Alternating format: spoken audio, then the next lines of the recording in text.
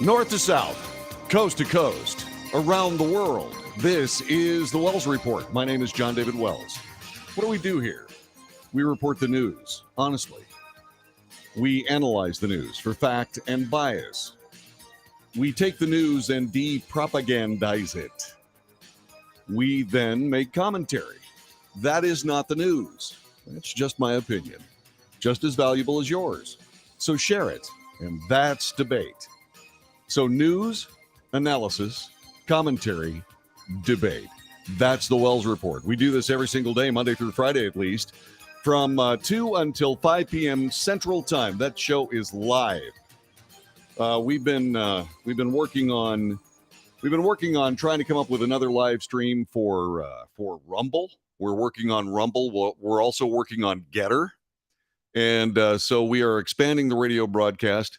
And before we go any further, I hope this message gets to the people that I'm talking to, because I've had a little trouble trying to figure out how to reach out to people on Patreon who have sent money to this broadcast. So what I want to do is I want to thank the people who have subscribed to the Wells Report through Patreon, and thrown some money at this broadcast. It means a lot to us. We are totally independent. There is no corporation paying us. In other words, and that's consistent kind of with my radio career. I'll be closing in on my 50th anniversary next year. Yow. Anyway, that being said, okay, just get off me. I started when I was 15, okay? All right? I'm not that old. Anyway, so in that year, in that 50-year career, I have made millions upon millions upon millions of dollars for people and radio corporations, but didn't get much of it myself. But what I always had was the support from you, the people that have followed me around through nearly a half century. There are people on this chat room that are currently interacting with us who have been listening to me for at least 40 of those years, and they have given me that gift and didn't have to pay for it. So now we're kind of in a situation where we're asking those same listeners to support the show with more than their ears. In fact, we're asking that you put your money where my mouth is. Doesn't cost much. It's not expensive. Go to patreon.com/The Wells Report, patreon.com/The Wells Report. And if you'd like to do that, by all means, if you'd like to support the show monetarily, I really would appreciate it. For those people who did this, I guess, last couple of days, God bless you. Thank you so much. I sincerely appreciate it. So I just wanted to say that on a personal note. There's also something else that I want to say as a warning to anybody who happens to be a tough guy over 60, like me. I discovered a machine at my gymnasium.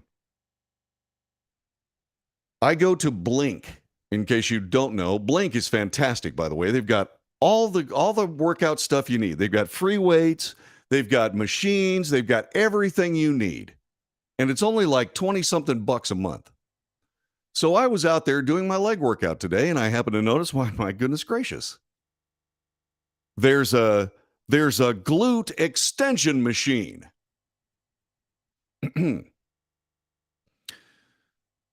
I have never had an especially large hiney. As a matter of fact, my wife refers to it as my gluteus minimus. And so as you get older, that muscle mass that you had in your 30s, 40s, and 50s begins to disappear. And the only way to stop it from disappearing is to work it. And so I said to myself, Sal, why don't you just go right over to that gluteus machine and see what happens? And I did. Got a great workout. It was nice. Very well-designed machine. And I think I have pulled my butt. I'm just telling you that I'm sitting here in the studio, sitting in a chair for a reason. Not that I don't always sit in a chair, but today it's especially helpful.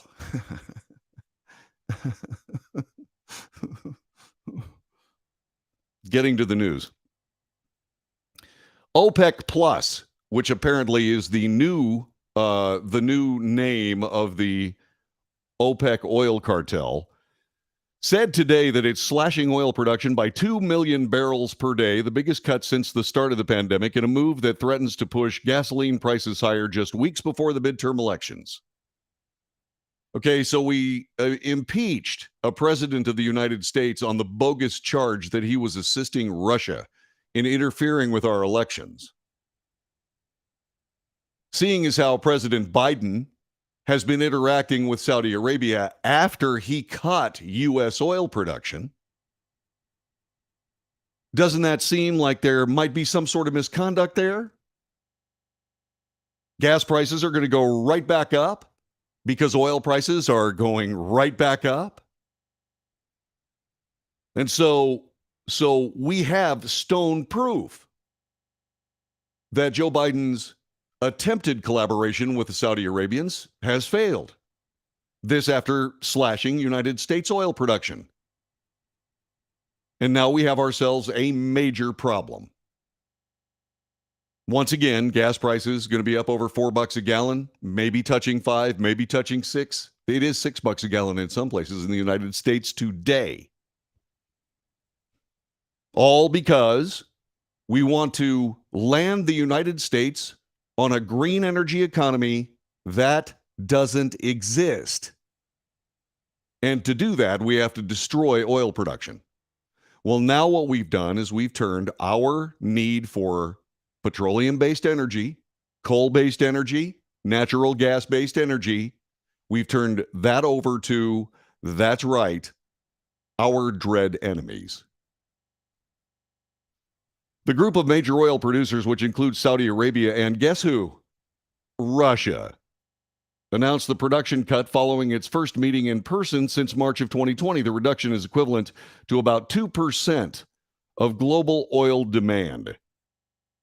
Now, remember, that was not an issue when President Trump was the president. Now, I'm not playing politics. I'm just reporting the news.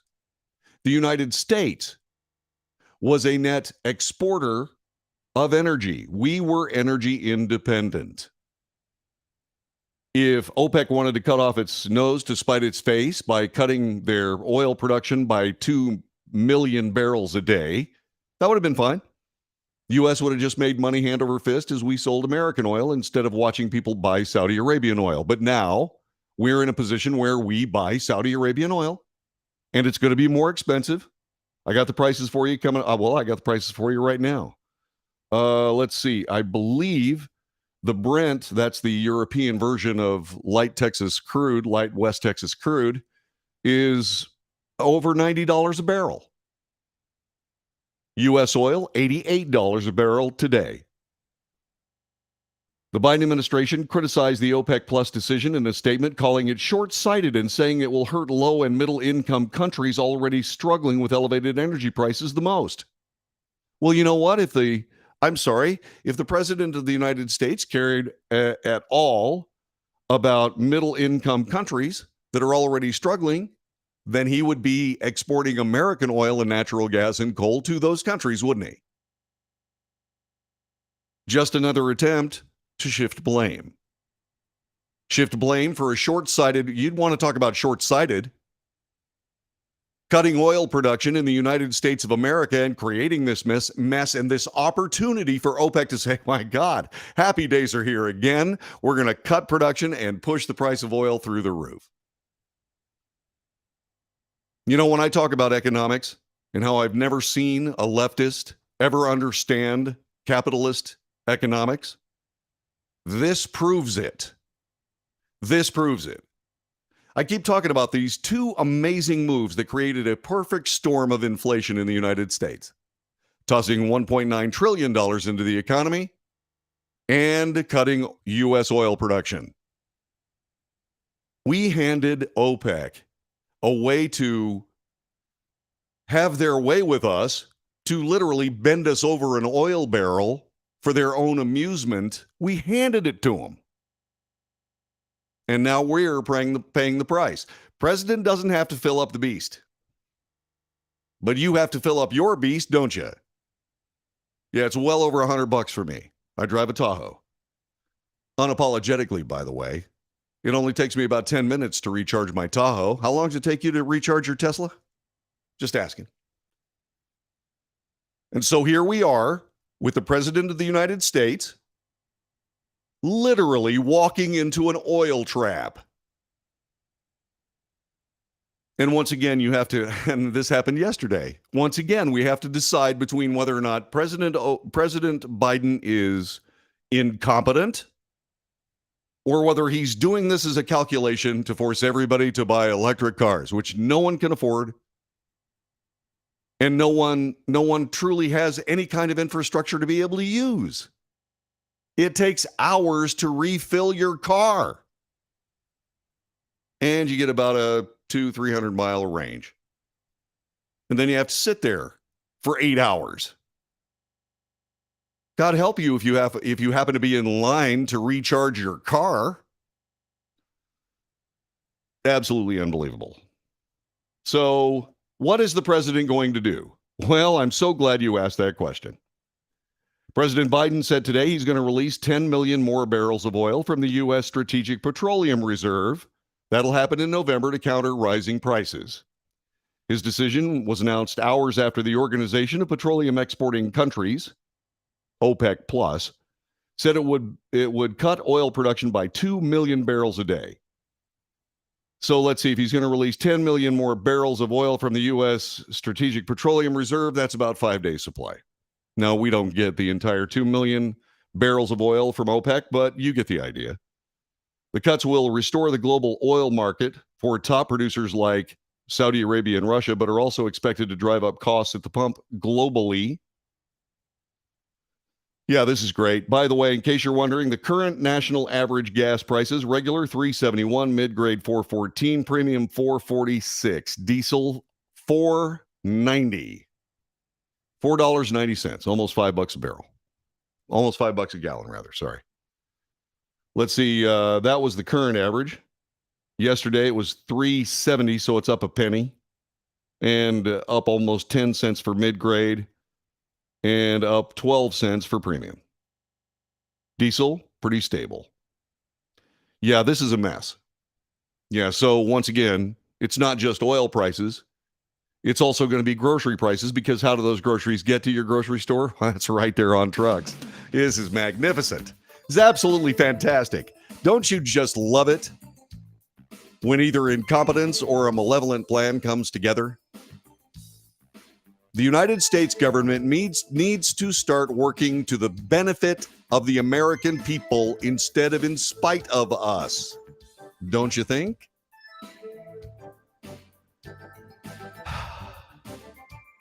By the way, in case you're wondering, there has been some misinformation regarding the Strategic Petroleum Reserve. Okay?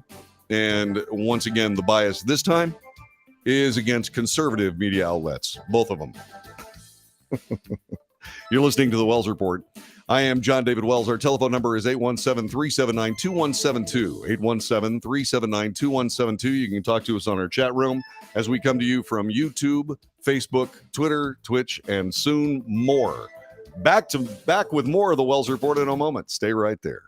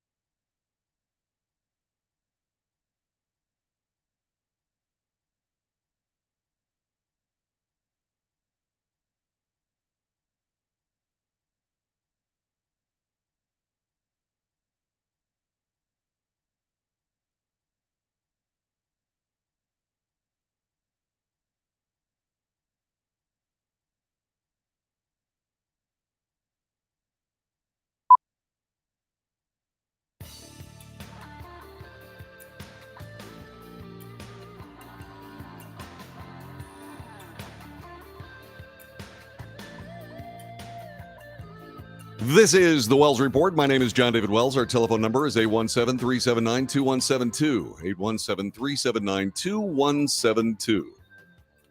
So we talked to you about what we do on the Wells Report. We honestly report the news. We analyze the news for fact and bias. Most times, that bias is left. However, because we're getting close to the election and the mainstream media, both sides of the coin, losing their collective minds as per usual, this time we caught the right, being a bit fast and loose with the truth. So you may have heard this on a couple of different media outlets that the Strategic Petroleum Reserve is dang near empty. Oh my God, it's dang near empty. Now, you do have to understand, okay, that from 1 year ago, the Strategic Petroleum Reserve has been emptied to the tune of about almost 33%. Almost 1/3 of the Strategic Petroleum Reserve has been used. Currently, today, we have 416.39 million barrels of oil in the SPR. Okay? The total capacity of the SPR is somewhere around 722 million barrels of oil. So it's far less than half depleted. So what you need to understand is when people say, my God, they're emptying the Strategic Petroleum Reserve, that is propaganda. And so what I decided to do is I decided to go to charts. It's ycharts.com, U.S. crude oil and the Strategic Petroleum Reserve stocks. After November, it will be 406.39 million barrels. All right, so just so you know what's going on, okay? What is the daily usage of oil for the U.S.? Are you kidding? See? Even the switcher couldn't believe you asked that question. All right. Hang on a minute. Just a second. See, this is what I get for saying, my God, this is the only interactive news broadcast in America. You can get in touch with the anchor and ask a question. Well, here we go. So let's see. What am I asking? Yeah. Daily. See, hold it. I better put an A in there. Daily. Hello.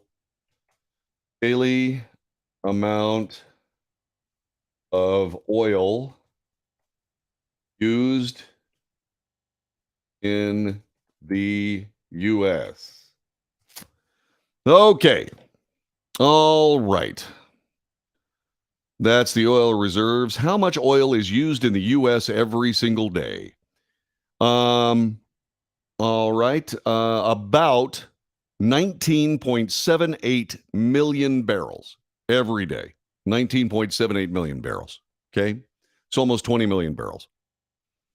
So he's going to release about half of the daily use for the SPR. And I guess what he's going to do is he's going to say, you better use this to make gasoline. And that's, of course, not what the petroleum companies will do. They'll just simply add it to their stocks and continue to make gasoline as they see fit. And the price will continue. See, this is one of those things where the president of the United States can do very little beyond using the bully pulpit and saying, I'm giving you $10 million worth of barrel. Well, it'll be less than 10 million barrels of oil because he's got to sell some to that company that's owned by Hunter in China. So it'll be somewhere around 10 million barrels of oil to the oil companies. And by golly, you better bring those prices down. The oil company executives will go, oh, yeah, Mr. President, sure. I'm more than happy to do that. Just like the Saudi Arabians.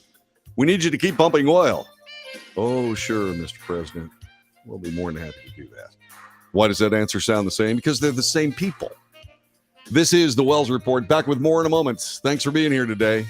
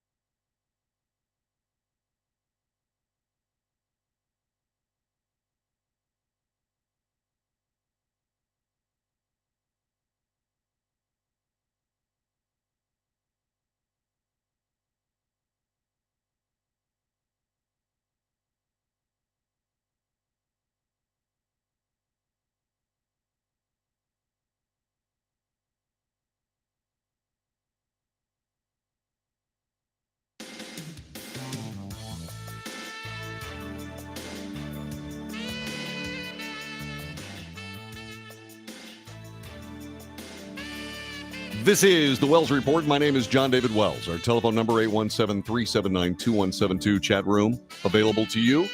Facebook, YouTube, Twitter, Twitch. Soon, Rumble, and also Getter. We're going to try to put Getter together and cross your fingers. So the president of the United States went to the Saudis and said, hey, don't cut your oil production because we're cutting our oil production. After they stopped laughing, the Saudi Arabians immediately, cut their oil production. OPEC, by the way, has a member that you may be familiar with. It's Russia. The United States has put all of these self-righteous economic sanctions against Russia. Guess what? Russia has a vote in OPEC, and they just voted to cut their production by 2 million barrels a day. Isn't that great? Just enough to push the price of gas up about 50 cents a gallon. Yeah. The Biden administration launched a full-scale pressure campaign in the last-ditch effort to dissuade Middle Eastern allies from dramatically cutting oil production. This from CNN. The effort has failed following today's crucial meeting of OPEC Plus. The international oil cartel announced a significant cut, 2 million barrels per day, in an effort to raise oil prices. You may not know this, but Russia also, by the way, being a member of OPEC, has a war going on. They need money, and this is perfect. And President Biden played right into Russia's hands. One stroke. All those U.S. sanctions for invading Ukraine are now being made up with our money. Yeah, this was just an amazing move. And Putin is laughing literally all the way to the bank. Now, of course, this was just awful. The president said, I'm concerned about the cuts. He was talking to Arlette Saenz of CNN. And he said, by the way, these cuts are unnecessary. Mr. President, what do you mean they're unnecessary? This is business, man. Something you absolutely do not understand. This is business. You just throw this little softball up to those guys. They're going to hit it out of the park every single time, especially when there are billions, hundreds of billions, maybe trillions of dollars in it. What's the matter with you, Mr. President? And when I say that, I use the term loosely, not because he's not the president, but because there's a whole bunch of people wrapped into this notion of President Biden. Who are you people? Do you know anything? Or is this a calculation? Are you doing this on purpose? Are you literally trying to commit suicide, at least politically, in front of the American people, just in time for the midterm elections? Yesterday, we find out that President Biden wants to make the entire administration and the U.S. government the model of woke politics. Yeah. They couldn't be screwing this up worse. They could not be screwing this up worse. By the way, in case you're wondering, how did the White House handle it? They have talking points that have been circulated by the White House to the Treasury Department.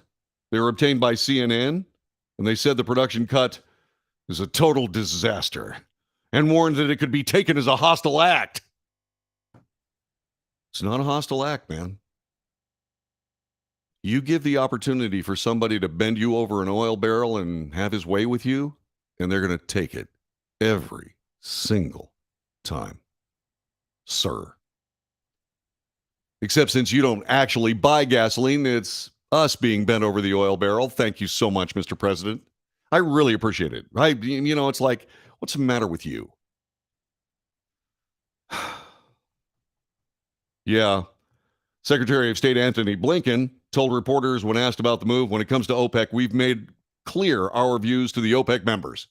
And they've made it clear that they don't give a tinker's damn about your views. They absolutely don't.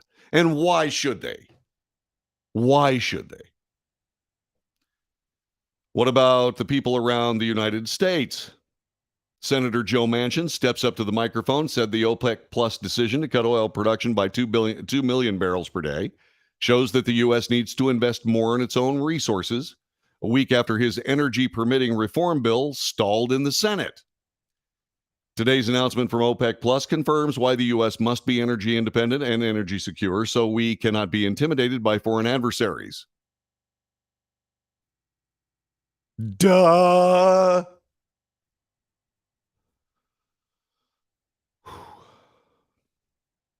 He went on to say, we have been blessed with an abundance of domestic energy resources, which we can produce cleaner than elsewhere in the world. And with that, we have the ability to ensure energy independence and security for ourselves and our allies. He went on to say the announcement should serve as further motivate my colleagues in Congress to come to the table to pass comprehensive bipartisan permitting reform to lessen our dependence on these foreign nations. Mr. President. Oh, I'm sorry, I'm with the wrong camera. Mr. President. Seriously, you need to start American oil production again. You need to finish the Keystone XL pipeline. You need to start allowing drilling on federal land. You need to quit screwing around with this. If you start right this very minute, the recession may be a little less deep and the landing might be a little less hard if you do it right this second. If not, it's going to be a tough few years for the people of the United States. And we've got long memories, Mr. President. We're not going to forget this. You're screwing us over. And that's not the job of the federal government of the United States, regardless of your political delirium, sir. Oh, boy. Congressional lawmakers criticized the U.S. continued reliance on foreign energy today.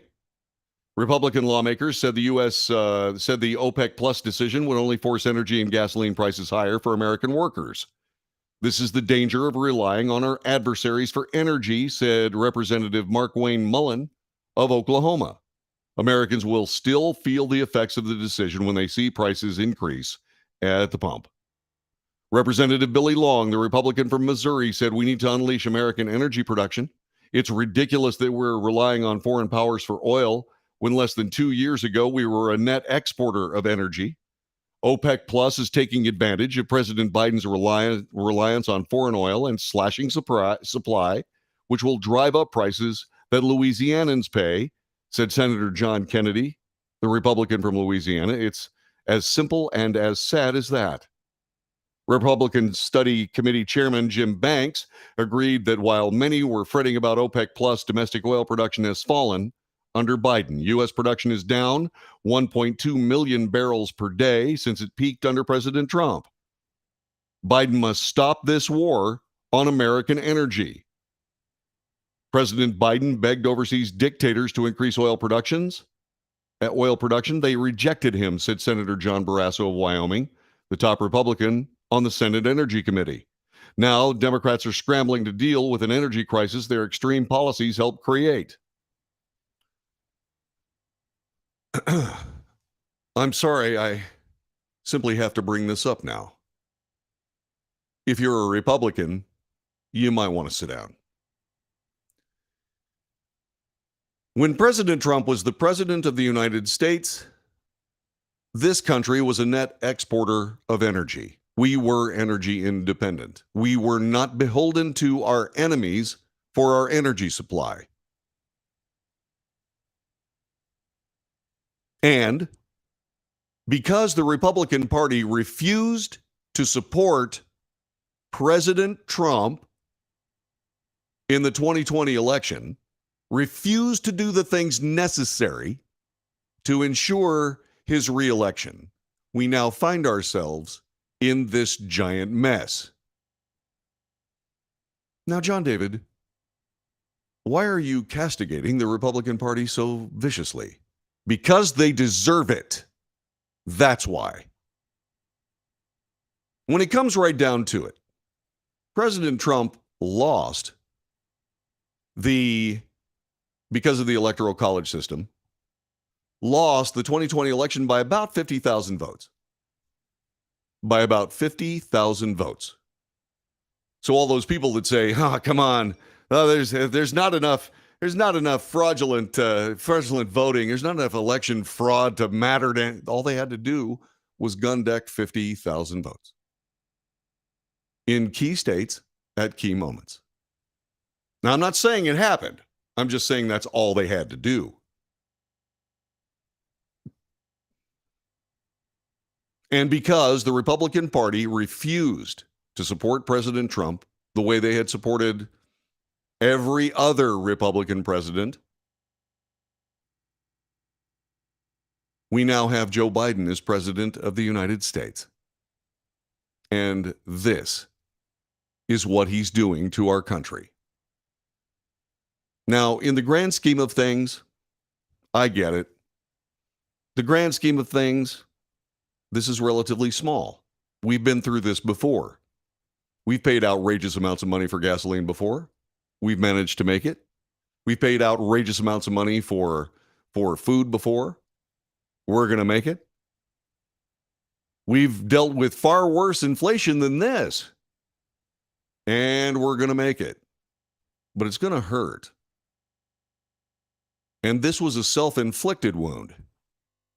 The United States is in this position because of Democrat politics, not because of any actual structural problem with the United States economy. Now, that's not a partisan statement. It's not even an opinion. That's the news. Now, the Democrat apologist, mainstream media, will sit there and say, he's just a right-wing crazy man. I'm not a right-wing crazy man. I'm a conservative independent. The Republican Party muffed it. They sabotaged, so far, the second term of President Donald Trump.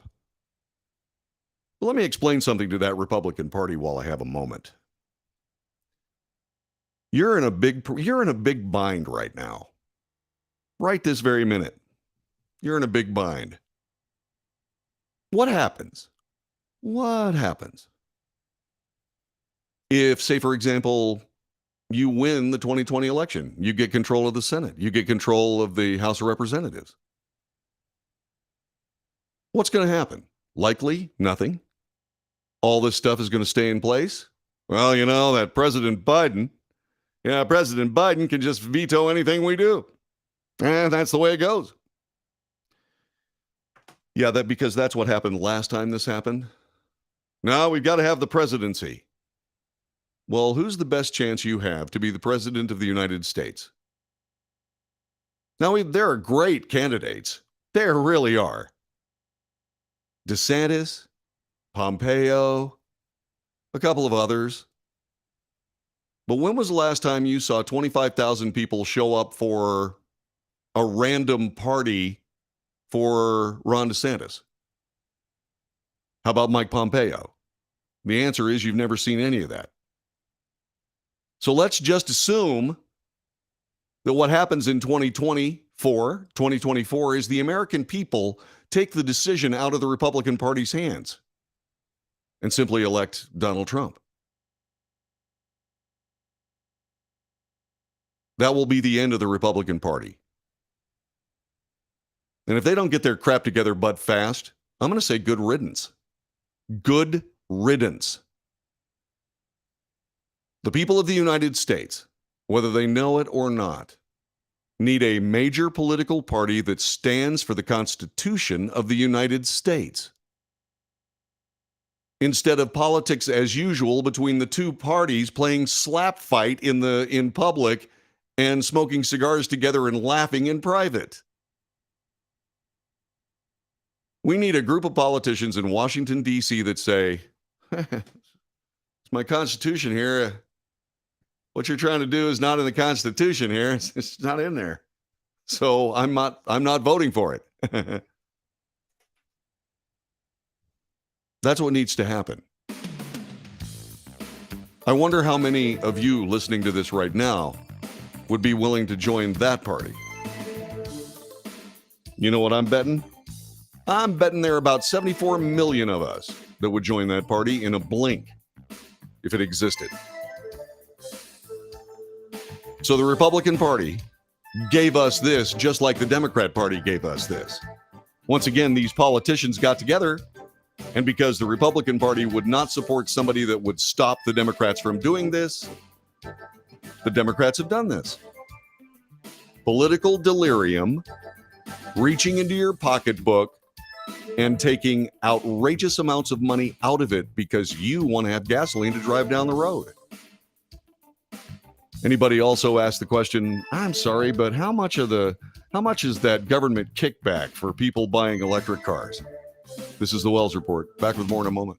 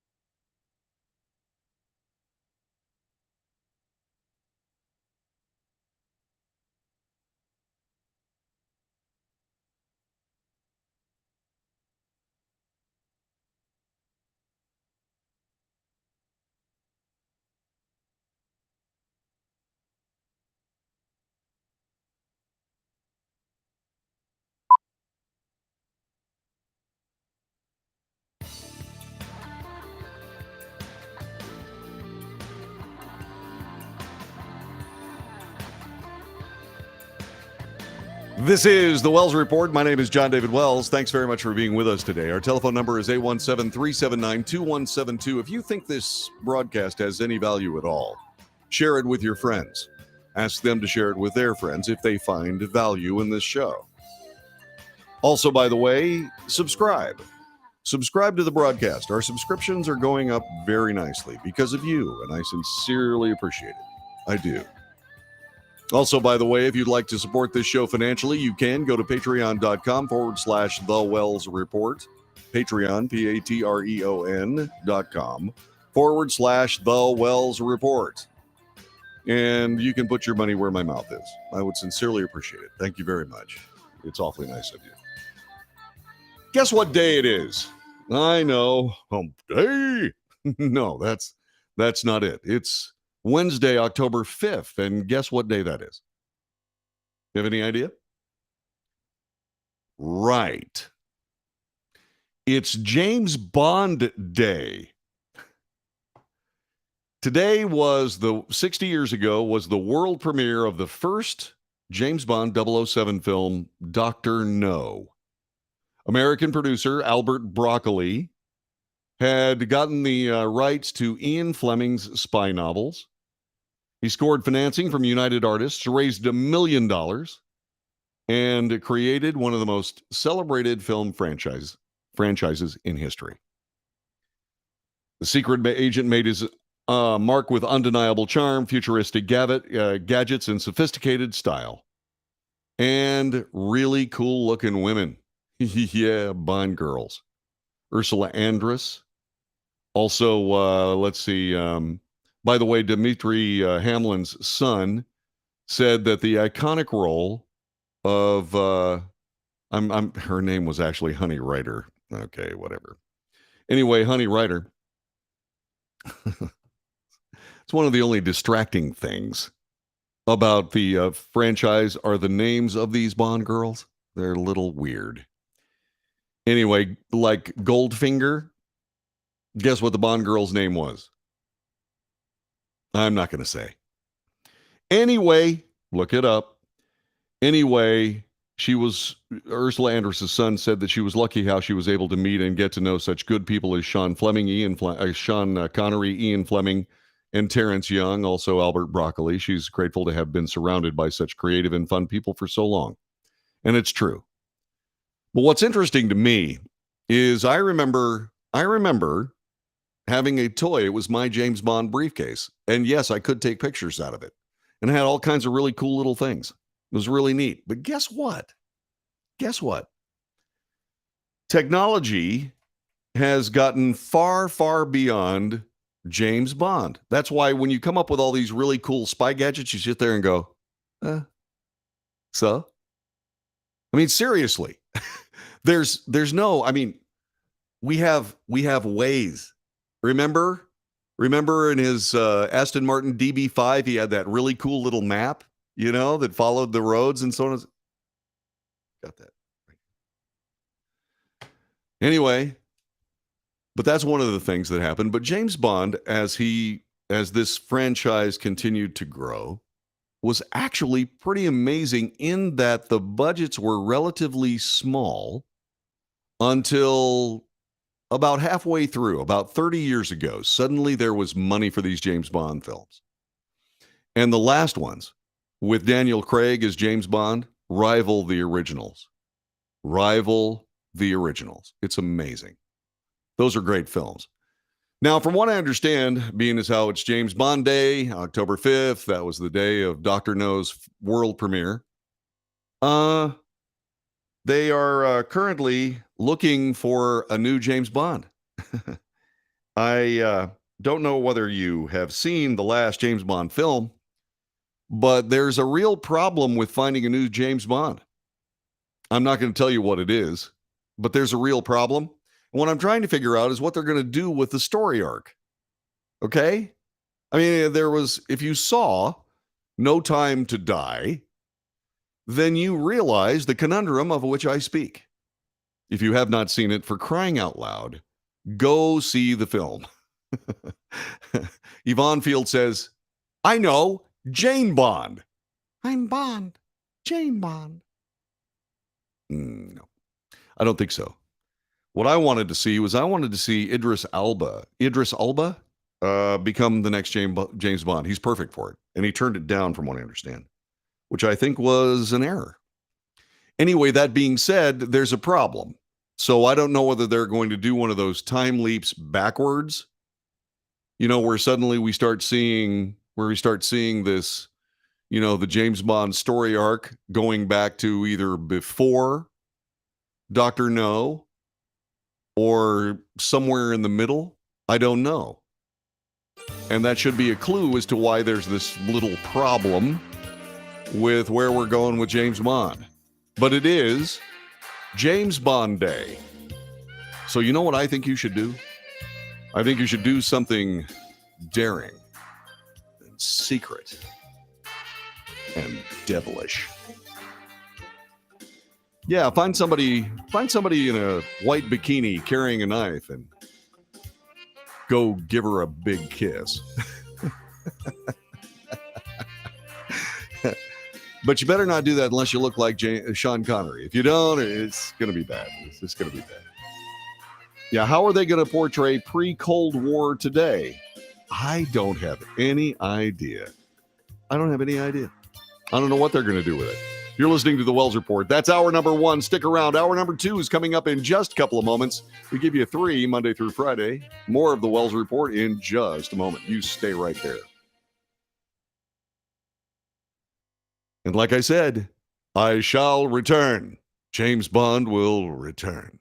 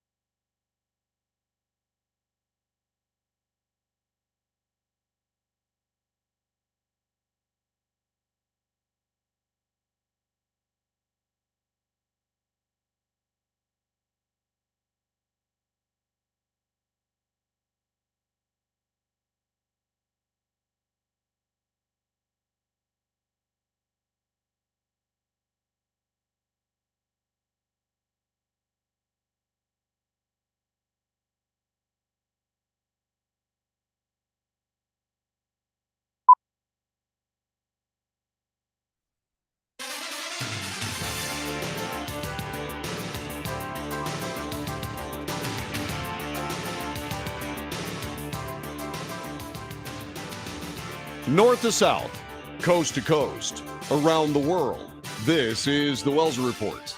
What do we do on this broadcast? We report the news honestly. We analyze the news for fact and bias. We de-propagandize the news. Then what we do is we make commentary.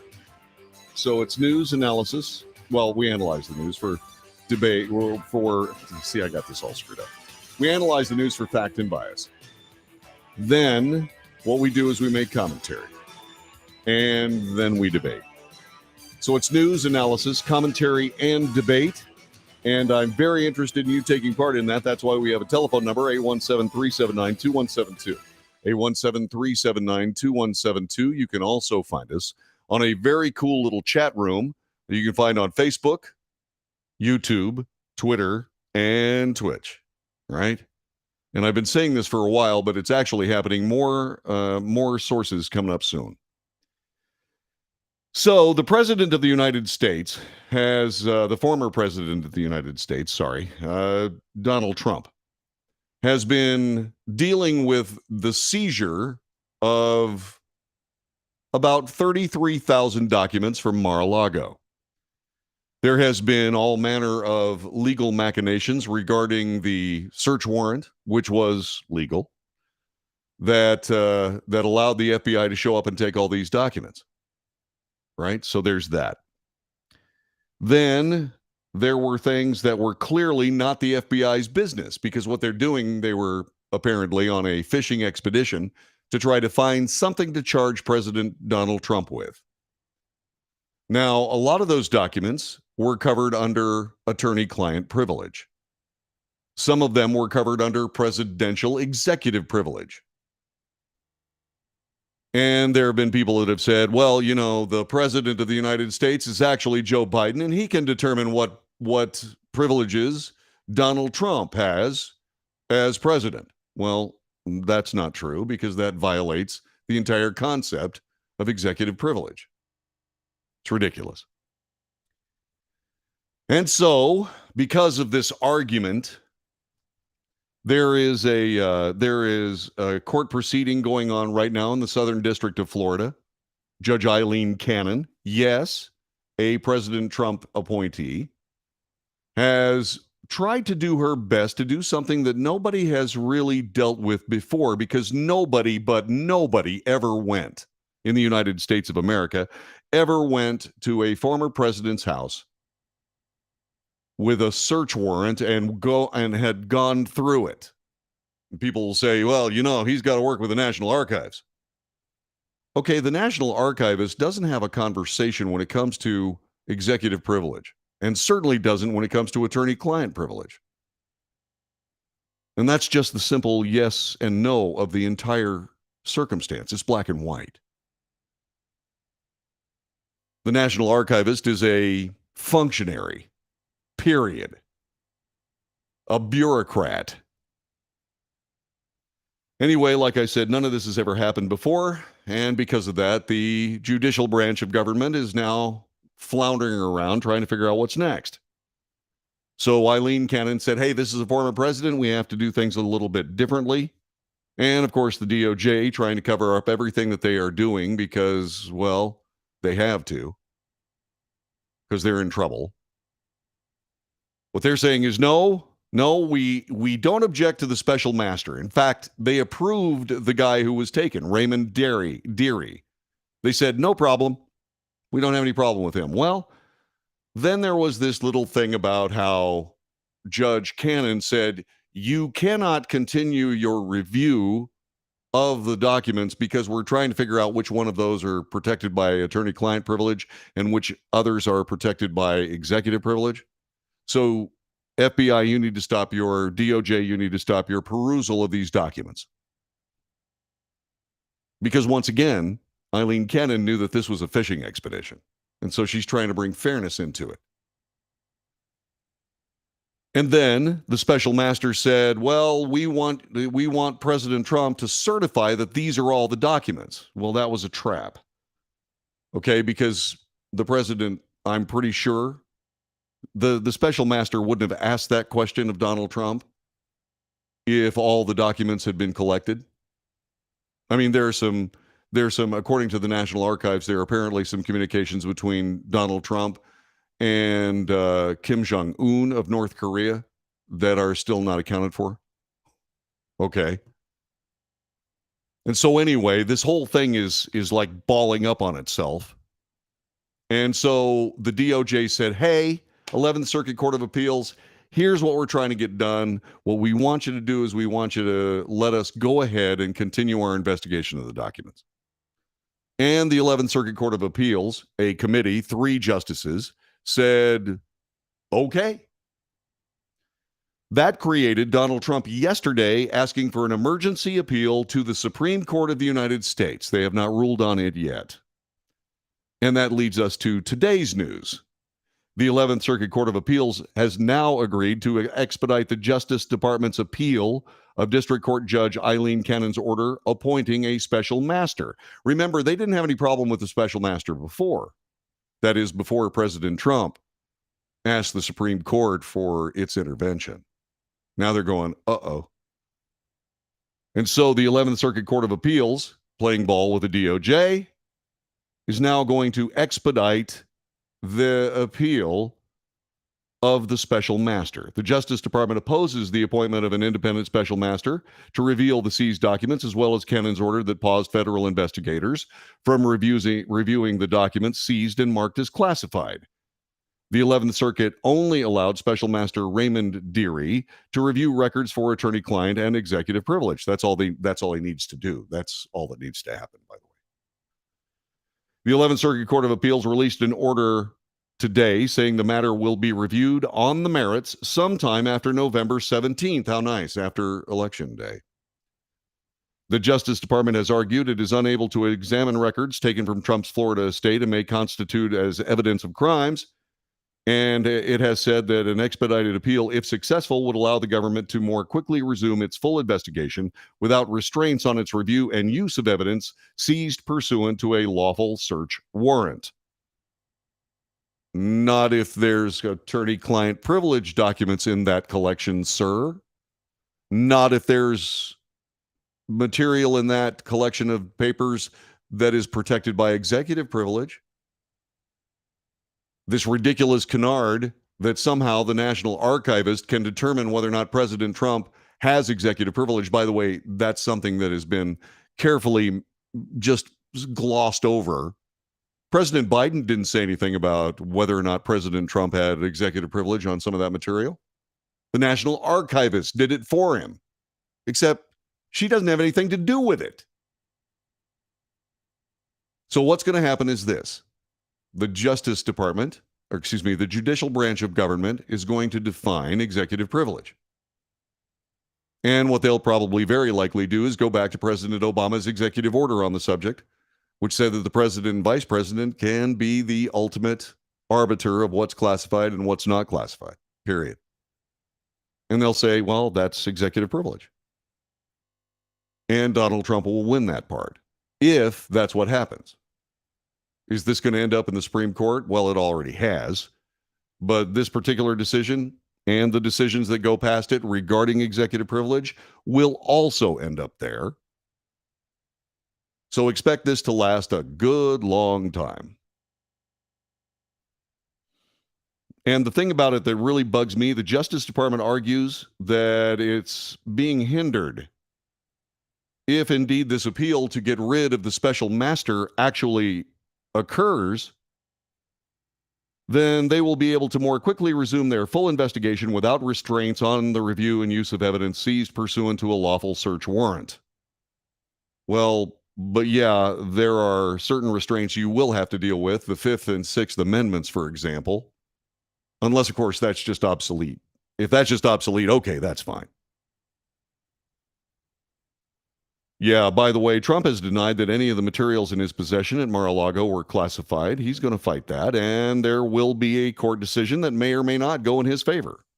Trump's legal team asked the Supreme Court to intervene, requesting that Justice Clarence Thomas, who has jurisdiction over the 11th Circuit, vacate the stay, which allowed the Justice Department to continue its review of classified documents seized during the FBI's unprecedented raid of Mar-a-Lago. See, this is uncharted territory. And so we sort of kind of have to figure this out on the fly. And what needs to happen is that there needs to be judicial restraint. Stop. Stop. FBI, stop looking at all this stuff. DOJ, stop looking at all this stuff until we find out whether or not you get to look at all this stuff. And that's going to end up in the Supreme Court. And so this is a quote. It goes as follows. The unprecedented circumstances presented by this case, an investigation of the 45th President of the United States by the administration of his political rival and successor, compel the district court to acknowledge the significant need for enhanced vigilance and to order the appointment of a special master to ensure fairness, transparency, and maintenance of the public trust. This according to Donald Trump's lawyers. That appointment order is simply not appealable on an interlocutory basis and was never before the 11th Circuit. Nonetheless, the 11th Circuit granted a stay of the special master order, effectively compromising the integrity of the well-established policy against piecemeal appellate review and ignoring the district court's broad discretion without justification. Boy, that's all really good. That's all really, really good. That's really good stuff. Trump's legal team added that this unwarranted stay should be vacated as it impairs substantially on the ongoing time-sensitive work of the special master. Moreover, any limit to the comprehensive and transparent review of material seized in the extraordinary raid of a president's home erodes public confidence in the system of justice. It most certainly does. At this point, Deary is now tasked with reviewing approximately 11,000 records seized by the FBI during the raid of Trump's private residence. The special master and his team will review those records for executive privilege, attorney-client privilege, and for personal records. Deary's deadline to review the documents was extended to December 16th. The original deadline was November 30th. Expect that to go to the end of the year or even beyond that. Okay? So that's the very latest. That is the very latest regarding that. And the 11th Circuit Court of Appeals has once again put itself into this. And yes, the Supreme Court is going to be asked to either set aside that particular decision by the 11th Circuit or not. So let's go to the chat room because there are a couple of things here that I want to go here. Let's see. Yeah. The Director of National Intelligence, or if delegated by the Director of National Intelligence, the Principal Deputy Director of National Intelligence may, with respect to the intelligence community, after a consultation with the head of the ongoing intelligence community element or department, declassify, downgrade, or direct the declassification or downgrading of information. That's right. At his level. Okay? At their level. Above that level is the President and Vice President. That's what you missed yesterday. Okay? If the Director of Information Security Oversight determines that information is classified in violation of the order, the Director may require the information to be declassified by the agency that originated the declassification. Any such decision by the Director may be appealed to the President through the National Security Advisor. The information shall remain classified pending a prompt decision on the appeal. So in other words, the President is the appellate authority, Langston, and you're missing this because you're blinded by politics. And you need to stop immediately because politics is screwing this nation up. Back with more in a moment. This is The Wells Report.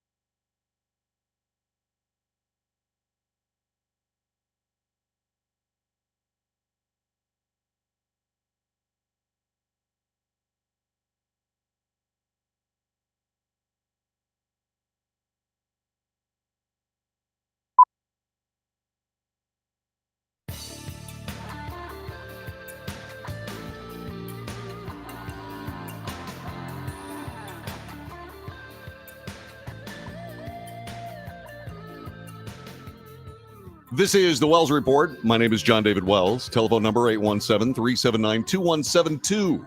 817-379-2172. You know who Kelly Ward is? Kelly Ward. She is the head of the Arizona Republican Party. She was testifying before the January 6th committee. It was because of a subpoena. So let's talk a little bit about that, shall we? Courtesy of USA Today. Kelly Ward, the head of the Arizona Republican Party, declined to answer questions during her subpoenaed testimony before the House Select Committee investigating the January 6, 2021 riot at the U.S. Capitol. A government attorney said that in court yesterday. The revelation came as part of the attorney's argument that the Select Committee needed to view a log of call activity from Ward's cell phone in the months leading up to the Capitol riot. An attorney for Ward said she testified before the committee and refused to answer questions to avoid self-incrimination sometime in the spring. Ward was not at that hearing, the court hearing, not the committee hearing, yesterday. She could not be immediately reached for comment. The committee sought a log of phone calls and text exchanges to Ward's phone from Election Day on 2020 through January of 2021. The span of time included when Ward was a part of a group of Republicans who met and, as reported by USA Today, this is their language, falsely asserted themselves as Arizona's presidential electors. Okay, once again, this is another bit of this very disturbing, over demanding of a certain political narrative in journalism. You don't need to sell the truth. You don't have to say a group of Republicans who met and falsely asserted themselves. Okay? You don't have to say that. In fact, that turns it from journalism into propaganda. What you need to say is this: that Kelly Ward was a part of a group of Republicans who met and asserted themselves as Arizona's presidential electors. The insertion of the word falsely, is disturbing. This is an attempt to sway public opinion or shut down any kind of reasoned debate. More about that coming up a little bit later on this hour. A group of Republicans met at party headquarters and cast false electoral college votes for former President Donald Trump, even though Joe Biden had won the state. This according to certified results. The answer is so. So what?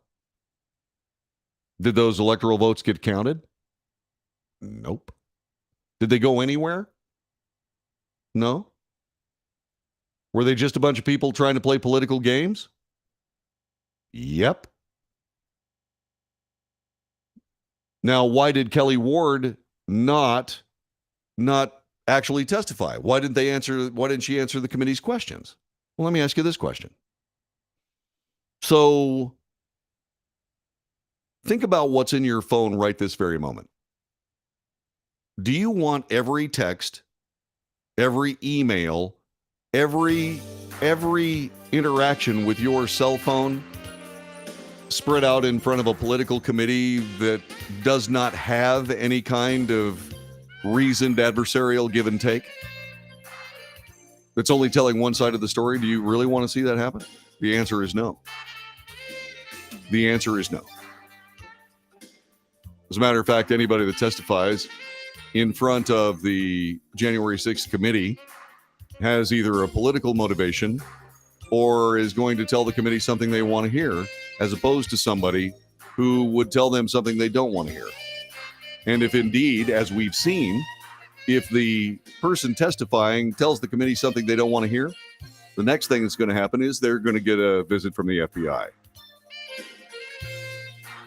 And so you assert your Fifth Amendment rights and wait. It's all you can do. This is the Wells Report. We'll be back with more coming up in just a moment.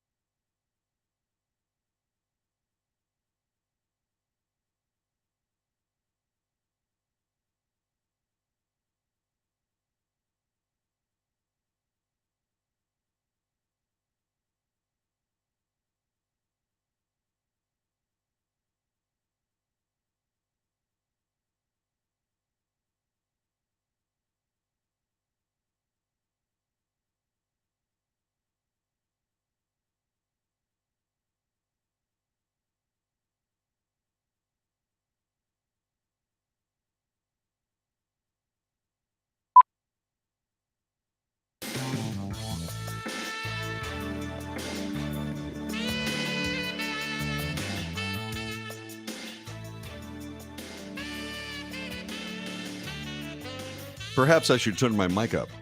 This is the Wells Report. My name is John David Wells. Thanks very much for joining us. If you think there is value in this broadcast, please share it with your friends. Please subscribe. Please give us a like or 2 or 3 or 4. That would be great. You can do that. That would be nice. If you'd like to throw some money at this broadcast, even though it's really weird to ask, you can do so by going to patreon.com/The Wells Report. That's patreon.com/The Wells Report. We're getting our little campfire started, and any kindling you can throw our way sure would be handy. Okay? Once again, Patreon, patreon.com/The Wells Report. And it's only like $1 a month. It's not much. Okay? But it really goes a long way when you've got a bunch of people doing it. So it would help a lot. Thanks very much for your consideration. Back to the news. This came out of USA Today. All right.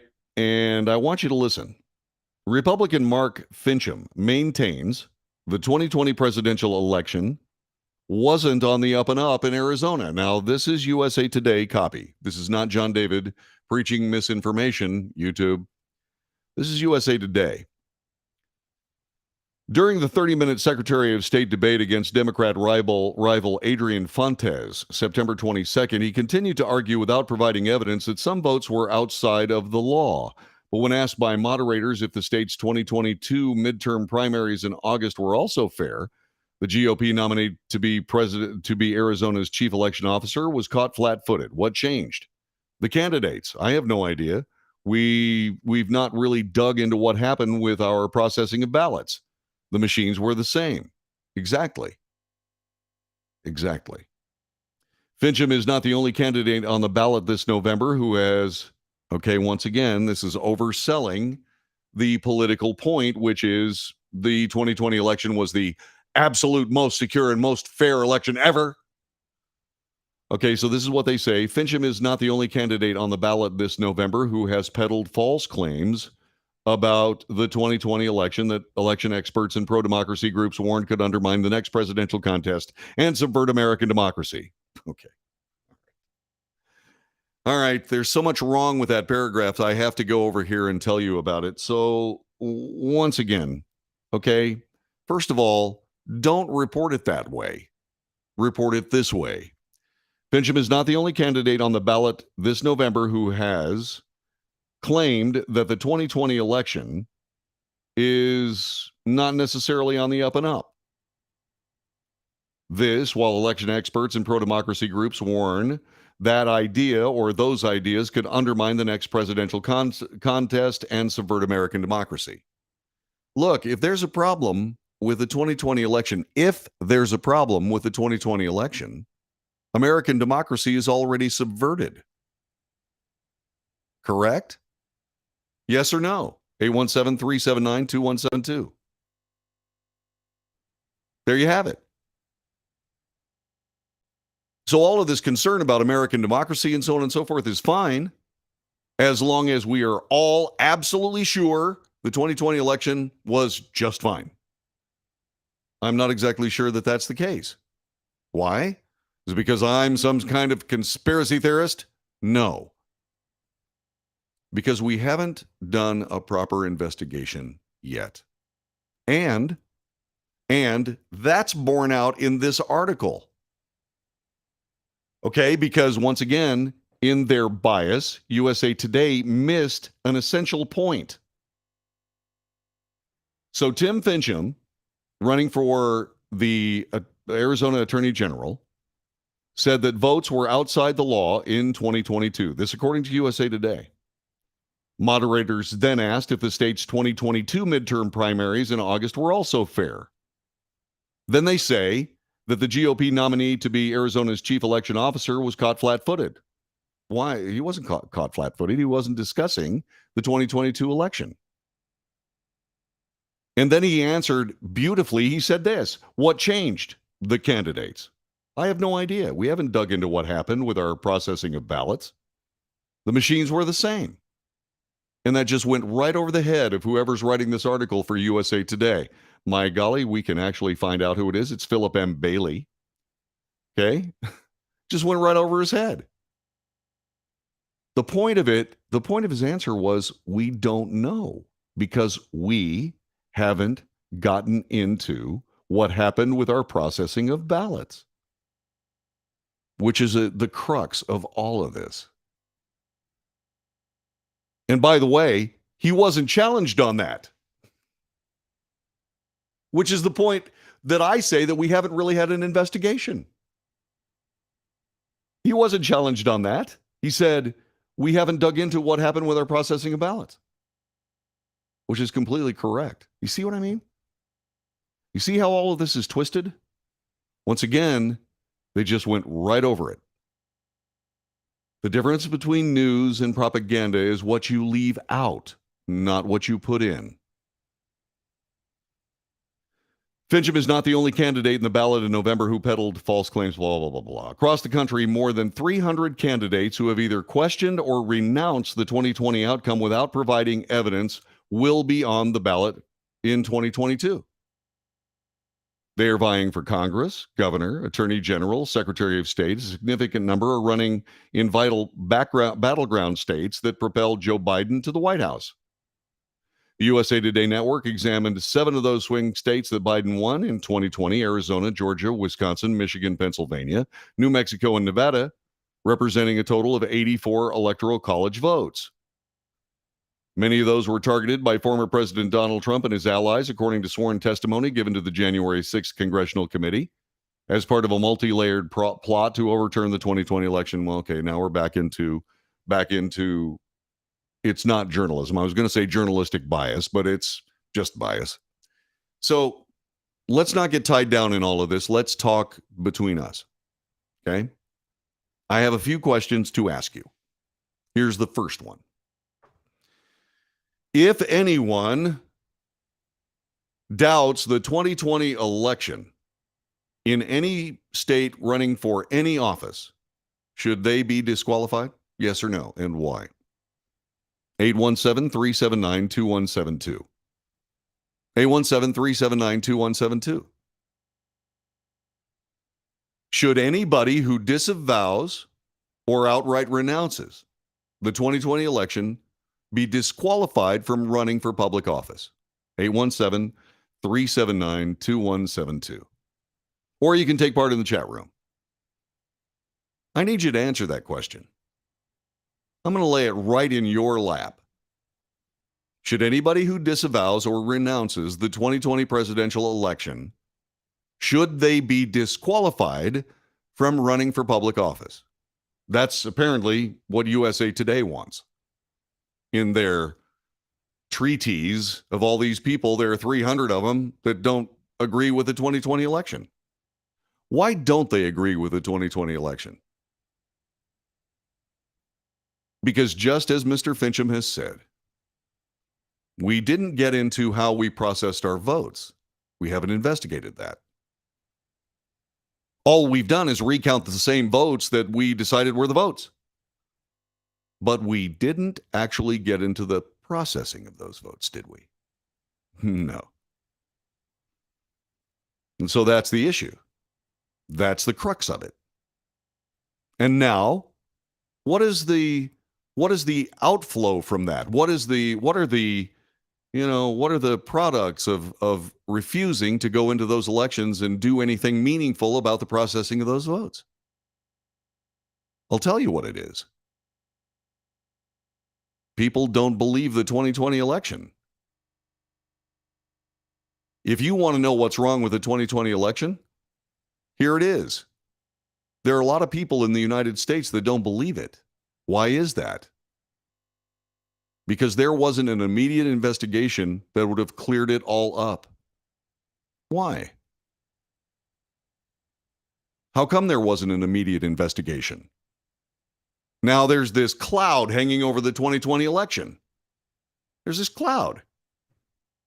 And once again, I'm not agreeing with the cloud. I'm not peddling disinformation here. I'm just pointing out there are an awful lot of people in the United States. Some of them are running for public office that say the 2020 election was bunk. What does that tell you about them? Does someone who does not believe, renounces, or disavows the 2020 election, does he or she deserve your vote? 817-379-2172. Answer the question. Here, I'll say it slower. 817-379-2172. Does anybody who disavows the 2020 election have any place in American politics? And I know what you're thinking. You're saying, gosh, it's not for USA Today to decide. It's for the American people to decide. And that, by the way, will clear up the 2020 election either way. Here's the way that works. What if all 300 of these people lose? Then the idea that the 2020 election was something that should have been renounced goes away. All these people lost because they didn't believe in the 2020 election, and the American public, the American voter, the only people that really get to decide these things, they said they don't deserve to be in office because they didn't believe in the 2020 election. End of problem. But what if these 300 people win? Then what? What do these people win?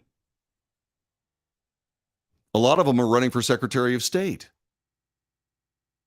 They're going to be in charge of their state's elections. What's going to happen then? You see, that's the nightmare. USA Today is indeed biased left. And that's why every time somebody brings this up, these 300 candidates fraudulently believe they're lying when they say they have absolutely no proof that all of these things are there over and over and over and over and over. It's not just USA Today. ABC, NBC, CBS, CNN, New York Times, Washington Post, LA Times, they all do it the same way. They keep trying to sell something that people apparently don't believe, which is why they keep having to sell it. And then their information comes back that people still don't believe it, so they keep trying to sell it. They've been selling it now for 2 years. What does that tell you? What does that basic fact tell you logically? It tells you that we should have done more work on the 2020 election. And as I said at the time, if I was Joe Biden, I would say, you know what? I agree with President Trump. What we need to do is we need to go back through all these votes and make sure that they are righteous. But he didn't do that. Why? Well, because he knew that he stood a good chance of losing. But he also stood a good chance of winning. But he didn't want to take the gamble because at the end of all of it, that election was decided by about 50,000 votes. 50,000 votes in key states at key moments. And so that takes me right back to my original question. Does anybody disavowing the 2020 presidential election, does anybody who disavows that election deserve to win a political office? Should those people just be disqualified outright? Yes or no, and why? You know, if I was talking to the guy who wrote this story, Philip Bailey, he'd say absolutely, because that's the gist of what he's trying to put out there. And what I'm trying to figure out is why?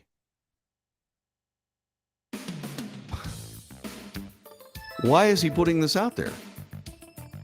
He's obviously trying to damage 300 elections because they're being contested by people who disagree about the 2020 presidential election. And USA Today says those people are fraudulent. If they don't believe in the 2020 election, why are they running for office? But once again, I'll say this again. The salvation of the 2020 election rides in these 300 elections this time. If all those people lose, case closed. 2020 election's fine. But if all those 300 people win, or a significant majority of them win, what does that say? This is the Wells Report. Back with more in just a moment.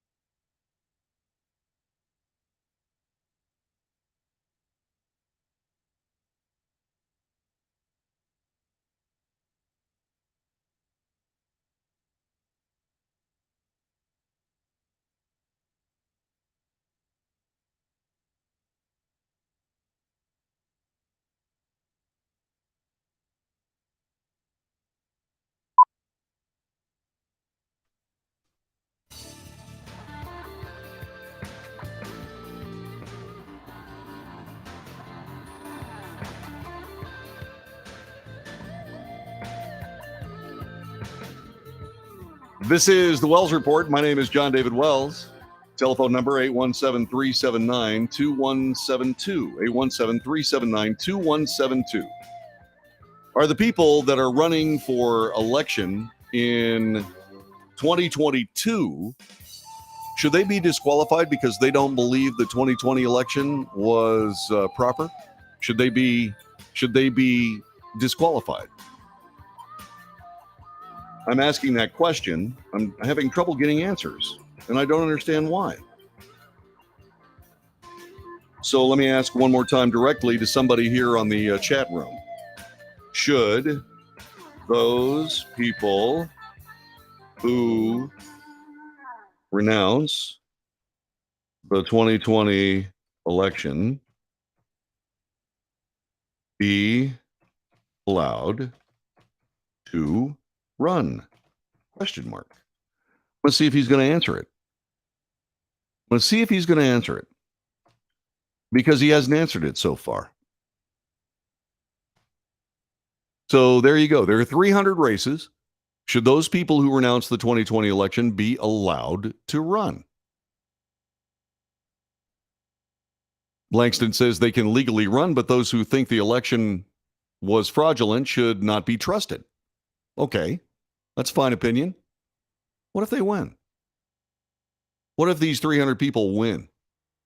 Or a significant majority of them win? What then? What does that say? Because you see, it's not about a judge sitting there saying, no, you don't have any standing. Okay. Oh, I'm sorry. You're right. Alan points out that that Tim Fincham is not running for Secretary of State. He's running for Secretary of State, not Attorney General. Okay. MTG. Who's MTG? MTG should be disqualified based on the 14th Amendment. Explain. I'm talking with the chat room now. Okay. Should the people who renounced the 2020 election be allowed to run for office? Yes or no, and why? Mark Fincham. I'm sorry, I said Tim Fincham. That's somebody else. Oh, Marjorie Taylor Greene should be disqualified based on the 14th Amendment.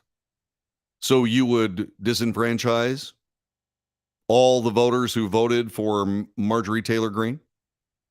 You would just remove her from office then because of the 14th Amendment? Is that what you're saying, Langston? You see, what's interesting to me is that there are an awful lot of people willing to just set aside the voters, the same voters that they lionize in the 2020 election. The same people they lionize. They say, by golly, they made the right votes. Yep. Okay, she supported an insurrection. Okay, and is that according to the court of Langston, or is that a federal court somewhere? You see, the voters put Marjorie Taylor Greene in office. The voters. Okay, so the court of Langston doesn't mean anything unless you're superseded or agreed with by the federal court of Arizona. Okay? There you go. And then you're pointing out the number of people who voted for President Biden, which was 81 million, not 82 million. And oh, by the way, she wasn't running for president. She was running in Arizona. And the people who voted for Biden didn't have anything to do with Marjorie Taylor Greene's election. So once again, you're dissembling. I want a serious answer to a serious question. The people who have decided to run for office, there are 300 of them.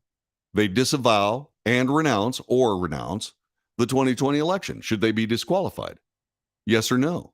And why? Yes or no, and why? Lois Floyd says they should not be disqualified. Hell no, they shouldn't. They shouldn't. No, I understand that, Alan. That's Langston forgetting what he's talking about. He's everywhere. He's all over the place. They are legal. Yes, they are legal. And the voters will decide. The voters will decide whether a platform of renouncing the 2020 election should be successful in their eyes in the voting booth. And if every single one of them lose, there you go. But what if they win? What if they win? What does that mean? Ooh. What does that mean? Answer. What if they win? Does that mean that the 2020 election is still a political issue? If they win, does that mean that the 2020 election is still under a cloud? Is that what that means? I need answers to these questions. Not only do I need answers, but the people of the United States need answers. In this particular case, because America, thankfully, is a self-correcting mechanism, the 2022 election will have a lot to say about the 2020 election and how people feel in those 300 different races. And so there you go. Yeah, that's one thing that's a problem when people just don't believe it. When they just don't believe it, they tend to make decisions that these people who are absolutely positively sure that the 2020 election was perfect aren't going to like. We'll see. This is the Wells Report. Back with more next hour. Thanks, you guys. Now that's the kind of debate I really like. See you in a minute.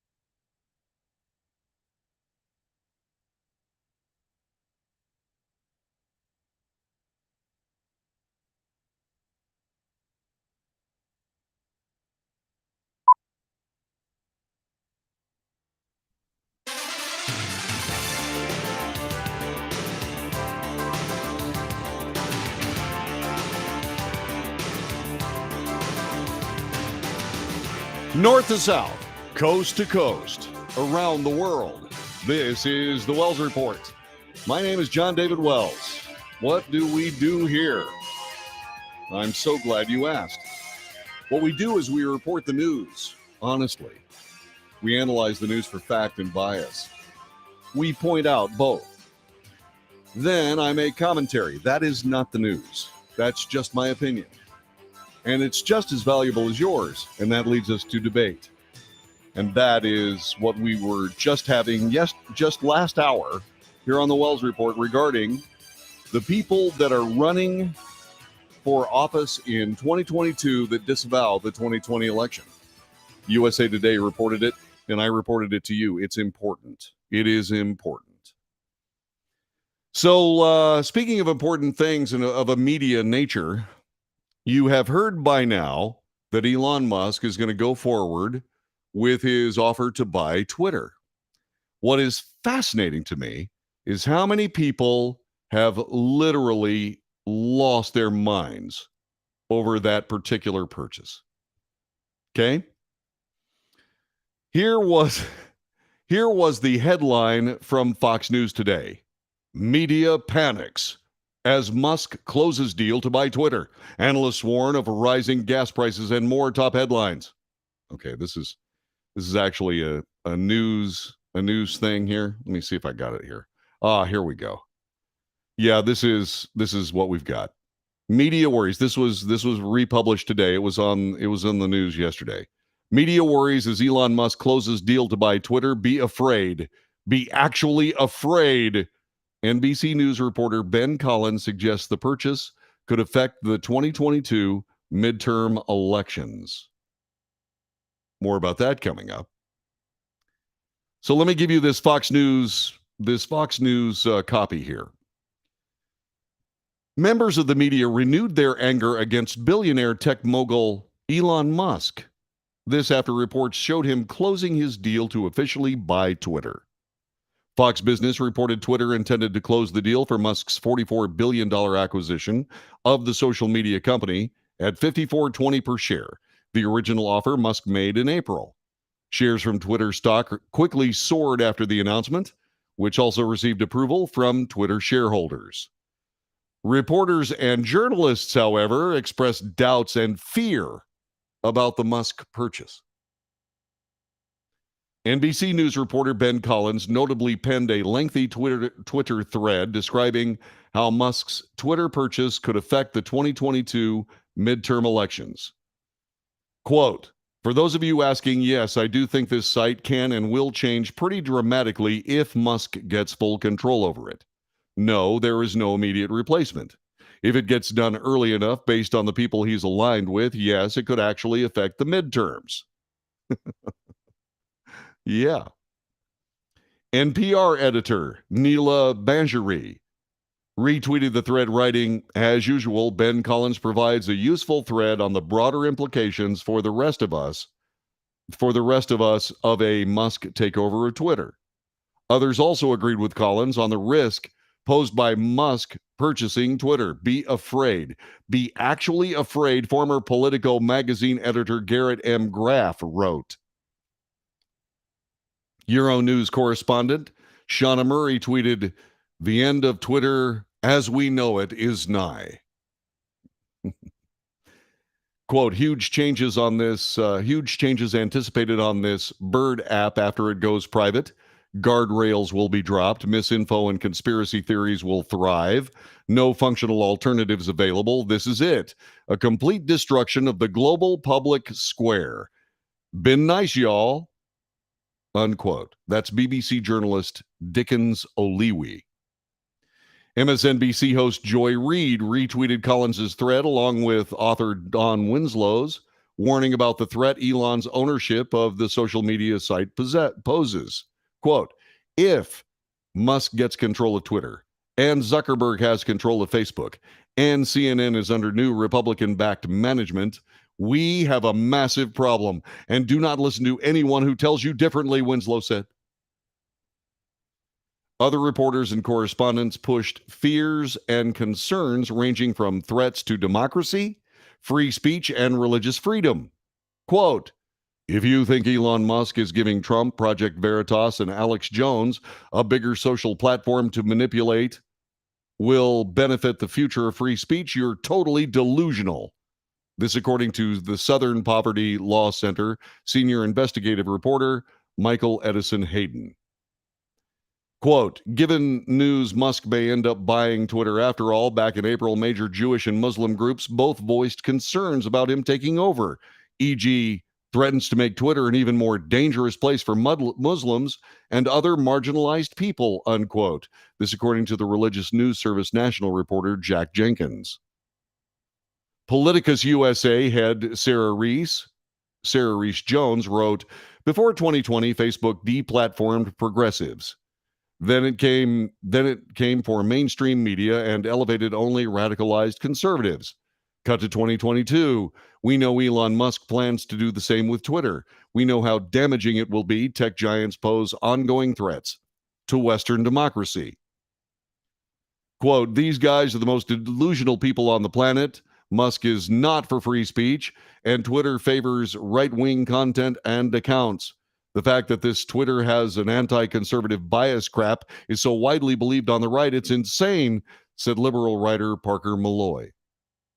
Center for Countering Hate CEO Imran Ahmed wrote, quote, Elon Musk has consistently failed to understand the inevitable consequence of his sophomoric slogan that Twitter would be better if users had more free speech, unquote. Media pundits initially voiced their displeasure at the Twitter purchase back in April when the deal was first announced. Many of their accusations included personal attacks against Musk, calling him a sociopath or bro-fascist.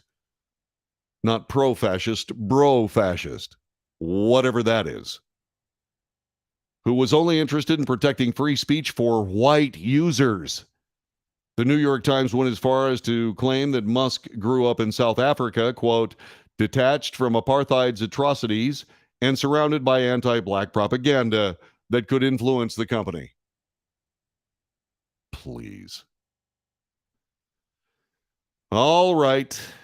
So that's the panic of the mainstream media. First in broad. See, these people didn't have any trouble with Mark Zuckerberg throwing $450 million at Democrat candidates across the country. Didn't have any problem with that. They didn't have any problem with the censorship that Facebook provided against conservative voices. Many of the people who watch this show have been banned by Facebook and Twitter. The simple case of the matter is this. These people that are worried about Elon Musk, once again, prove their anti-Americanism when they say that the real problem here is free speech. My God, Elon Musk is going to allow free speech. They even say it. The guardrails will be down. What guardrails? What guardrails? The guardrails that you're concerned about belong with the voters of the people and the people of the United States. You don't need to tell the people of the United States what they should believe and what they shouldn't believe. That's called censorship. And every single one of these people that are concerned about Elon Musk actually upholding free speech in the United States are telling you exactly who they are. They are leftist, anti-American totalitarians that want to decide what you get to read and what you don't get to read. None of these people complained about the obvious censorship that was going on at Twitter. It was even admitted to by the former CEO of the company. They don't have any problem with censorship at all. What they have a problem with is the absence of censorship, which means they're totalitarians.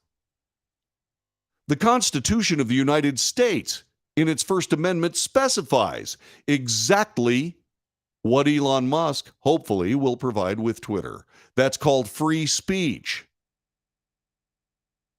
There doesn't need to be a filter for free speech except in the minds of those people that are actually interacting with it. Granted, are there stupid things that are said in public? Yes. All you have to do is listen to Joe Biden and Vice President um, Kamala Harris. That's all you got to do. They say stupid things all the time. And somehow American democracy and free speech continues unabated. Isn't that amazing? Oh, yeah, there were people that were trying to censor the president.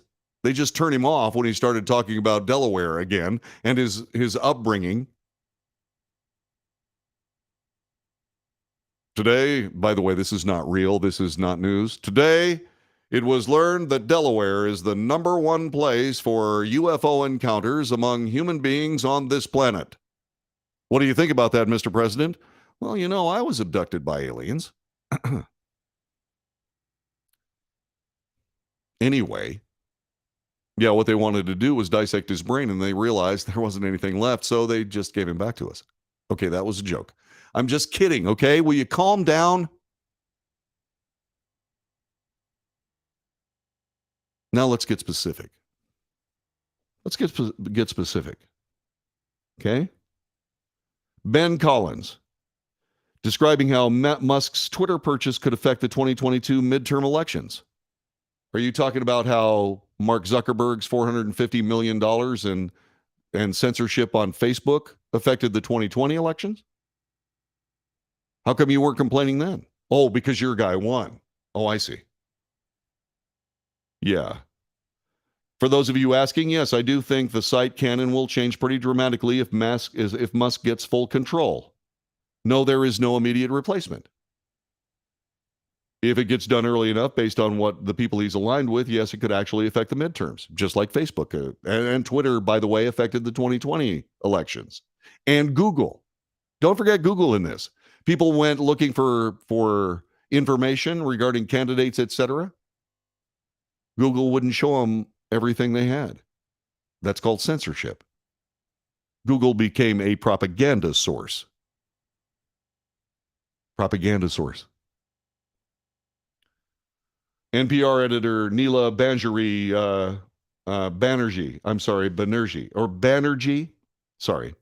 As usual, Ben Collins provides a useful thread on the broader implications of the rest of us, of a Musk takeover. Be afraid, be actually afraid, said former Politico magazine editor Garrett M. Graff. Do you know why he's the former Politico magazine editor? Because Politico, under his leadership, was a chainsaw leftist propaganda site. And the new owner said, no, we're going to go straight down the middle. We're going to report the truth and let the people decide. Sort of like what we do here. This is awful. These are the people that are mainstream media folk, and they are telling you that they are anti-First Amendment people. They are anti-American free speech. They are totalitarians, and they're the people talking to us most of the time. What does that tell you? This is the Wells Report, back with more in just a moment.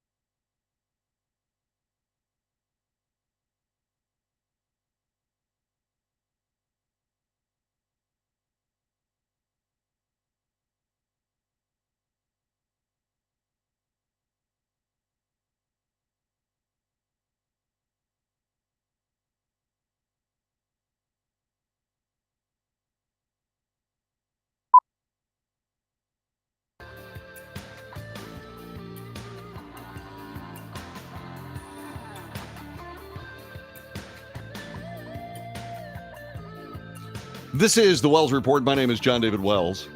While we're talking about media people freaking out over free speech, Elon Musk style, New York Times technology columnist Kevin Roose warned that if billionaire Elon Musk purchases Twitter, society will be in for a wild ride as Musk brings back former President Donald Trump, fires the current CEO, and alters politics going forward.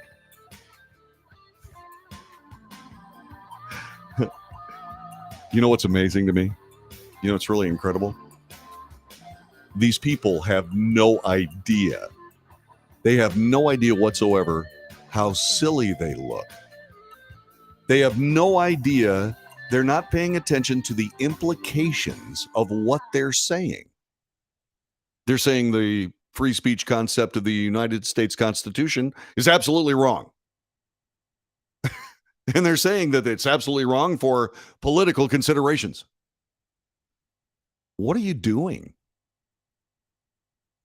Isn't it amazing that not only were a whole bunch of anti-American people given electoral victories to be able to do anti-American things in office, isn't it amazing they were elected in the first place, and now these very same people are completely unaware of the fact that they are blatantly un-American, that they blatantly attack the Constitution and Bill of Rights of the United States every single day and are therefore threats to this country. I warned the Democrat Party years and years and years ago that they were indeed becoming an anti-American party. Let's see who this is. Hello, welcome to the Wells Report. May I help you? Hello? Hello. And goodbye. That was fun. But these people don't have any idea how stupid they look, how un-American they look, or maybe they just don't care. Fascinating to me. Just fascinating. All right, so anyway, New York Times technology columnist Kevin Roose warned about dramatic shifts he thought would happen if the deal goes through. He predicted Musk will fire the current Twitter CEO. The deal will prompt a revolt from its progressive employees. Trump and his allies, with a history of hateful views and harassment, will be reinstated on the platform. And ultimately, this will impact the 2024 presidential election. Okay, so you want to, Mr. Roose, do you want to see hateful views and harassment? You want to see that on Twitter? All you got to do is take a shot at President Biden's current mental state, and you will be harassed and you will be subject to hateful views all day. I know it's happened to me. So once again, it's not that you have a problem with hateful views and harassment. As long as the right people are the victims of those hateful views and that harassment, as long as the right people are being harassed and subject to hateful views, then it's okay. In other words, whoever agrees with you should be protected from hateful views and harassment, but those who disagree with you, let loose the dogs of war. Roose's Wednesday column titled Today's Column, Elon Musk's Twitter will be a wild ride, began with Buckle Up. Elon Musk, who for months has been strenuously trying to back out of the deal to buy Twitter for $44 billion. Well, that's because he doesn't know how many of those ridiculous accounts on Twitter are actually bots. And nobody does. But you know what? When he takes control of Twitter and, yes, fires the current CEO and anybody who wants to revolt if they happen to be progressive employees, as soon as he fires all those people, hell, I might even send him a resume. Anyway, as soon as he fires all those people, he's going to find out how many spam accounts and how many fake accounts and how many bot accounts are there. And then what's going to happen? Well, then he's going to start suing the former executives of Twitter. That's what he's going to be doing. Yeah, buckle up is a good and apt phrase. Yeah, by all means, buckle up. Free speech is going to be fantastic, isn't it? This is the Wells Report. We'll be back with more coming up in just a moment.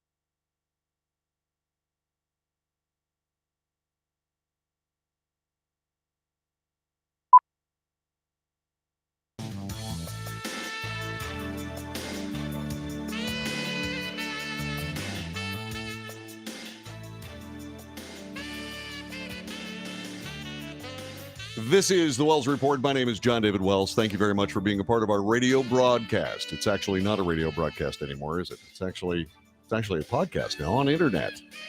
But it can be used as a radio broadcast.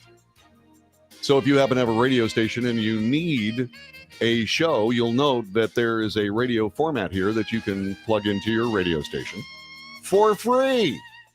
Yeah, if you happen to be somebody that does radio for a living and you need something to plug into your radio station, take it.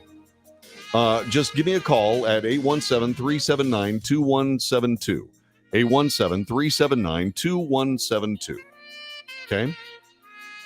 Just give me a buzz. And what I'll do is I'll send you what's called an affidavit. You know about that, but the people that are watching don't know. Anyway, I'll send you an affidavit. You can send it back to me. Say, yes, we ran the Wells Report on this particular day for this particular reason, and so on and so on. And that'll be good for all of us. So by all means, if you run a radio station, you need the Wells Report, put it on the air. Just let me know that you're doing it. And please sign a Twitter and note, an affidavit, and notice that I didn't ask you for any money. See? Yeah. You got a chance to make some money here. By the way, that won't last forever, but it will last for a while. So go for it. So we're talking a little bit about Twitter and what people are saying. There's some actual constructive and good things coming from Barron's. Ty Kim has written this article. And it starts talking about what will Twitter look like under Musk control. Ty Kim says, using his prior comments, including 40 pages of text messages from court filings, here is what Ty Kim expects to happen to Twitter after the deal closes. First, there will likely be a major overhaul of the management team. That happens every time. Okay, management, set up your resume, see you later. There will likely be a major overhaul of the management team and staff layoffs. Remember all those progressives that they were worried would revolt under Musk leadership? Bye. Musk believes overall Twitter employee productivity has been lackluster. After spending nearly $4 billion on research and development over the past 5 years, there hasn't been much development. The company, Twitter, has very little to show for it. Wouldn't be surprising to see a large portion of Twitter's employees, 7,500 now, are pushed out of the company. Musk's private and public comments also show a soured relationship with current Twitter CEO Parag Agrawal. It's likely that Musk will make himself the chief executive or bring in somebody else. Elon, put me in, coach. Twitter could not be immediately reached for comment. They're busy, man. They're getting ready to start their bucket lists.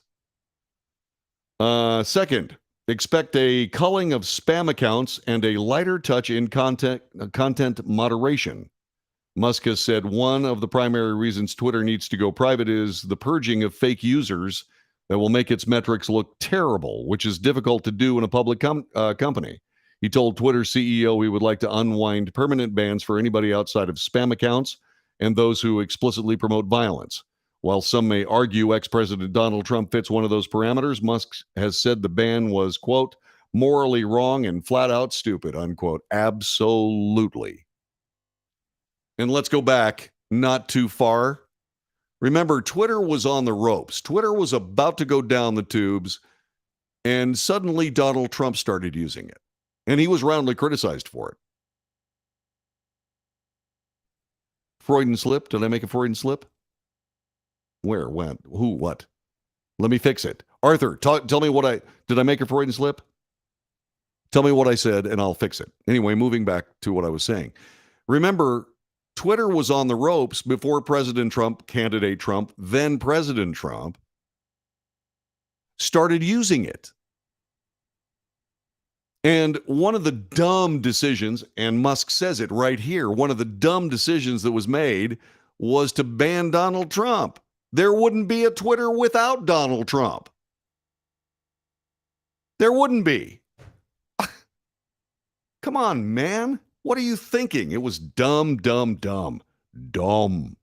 Yeah, as Musk says, flat out stupid. Getting on with this Barron's article. Third, a complete revamp of Twitter's app features will begin in May. At the All In Summit at 2022 conference, Musk explained how WeChat in China was a good model for Twitter. He envisioned a similar all-encompassing app for Western markets that had a comprehensive payments capability, advanced messaging features, and a revenue share for content creators, along with an easy-to-use interface. I'm a content creator, by all means. I'm a content creator, by all means. Share the wealth. Revenue share for content creators. Yes. For us content creators, we like that. All right. So anyway, what else? The end goal for the entrepreneur to transform Twitter into a WeChat for the Western world. Except WeChat is the epitome of totalitarian censorship. Okay. I might have, if I was advising Mr. Musk about what to say, I don't know that I'd bring in WeChat about it. I just wouldn't necessarily do that. Something about being progressives pushed out of the country. Yes. Progressive employees pushed out of the company. No, that wasn't a Freudian slip. That was just stupid. That was just a dumb thing I said. Thank you, Arthur. Thanks very much, my brother. Thank you so much for letting me fix that. Because, yeah, that was not a Freudian slip. Okay, no, not at all. All right. One thing is for sure, says this Barron's article, and I have more respect for Ty Kim from Barron's.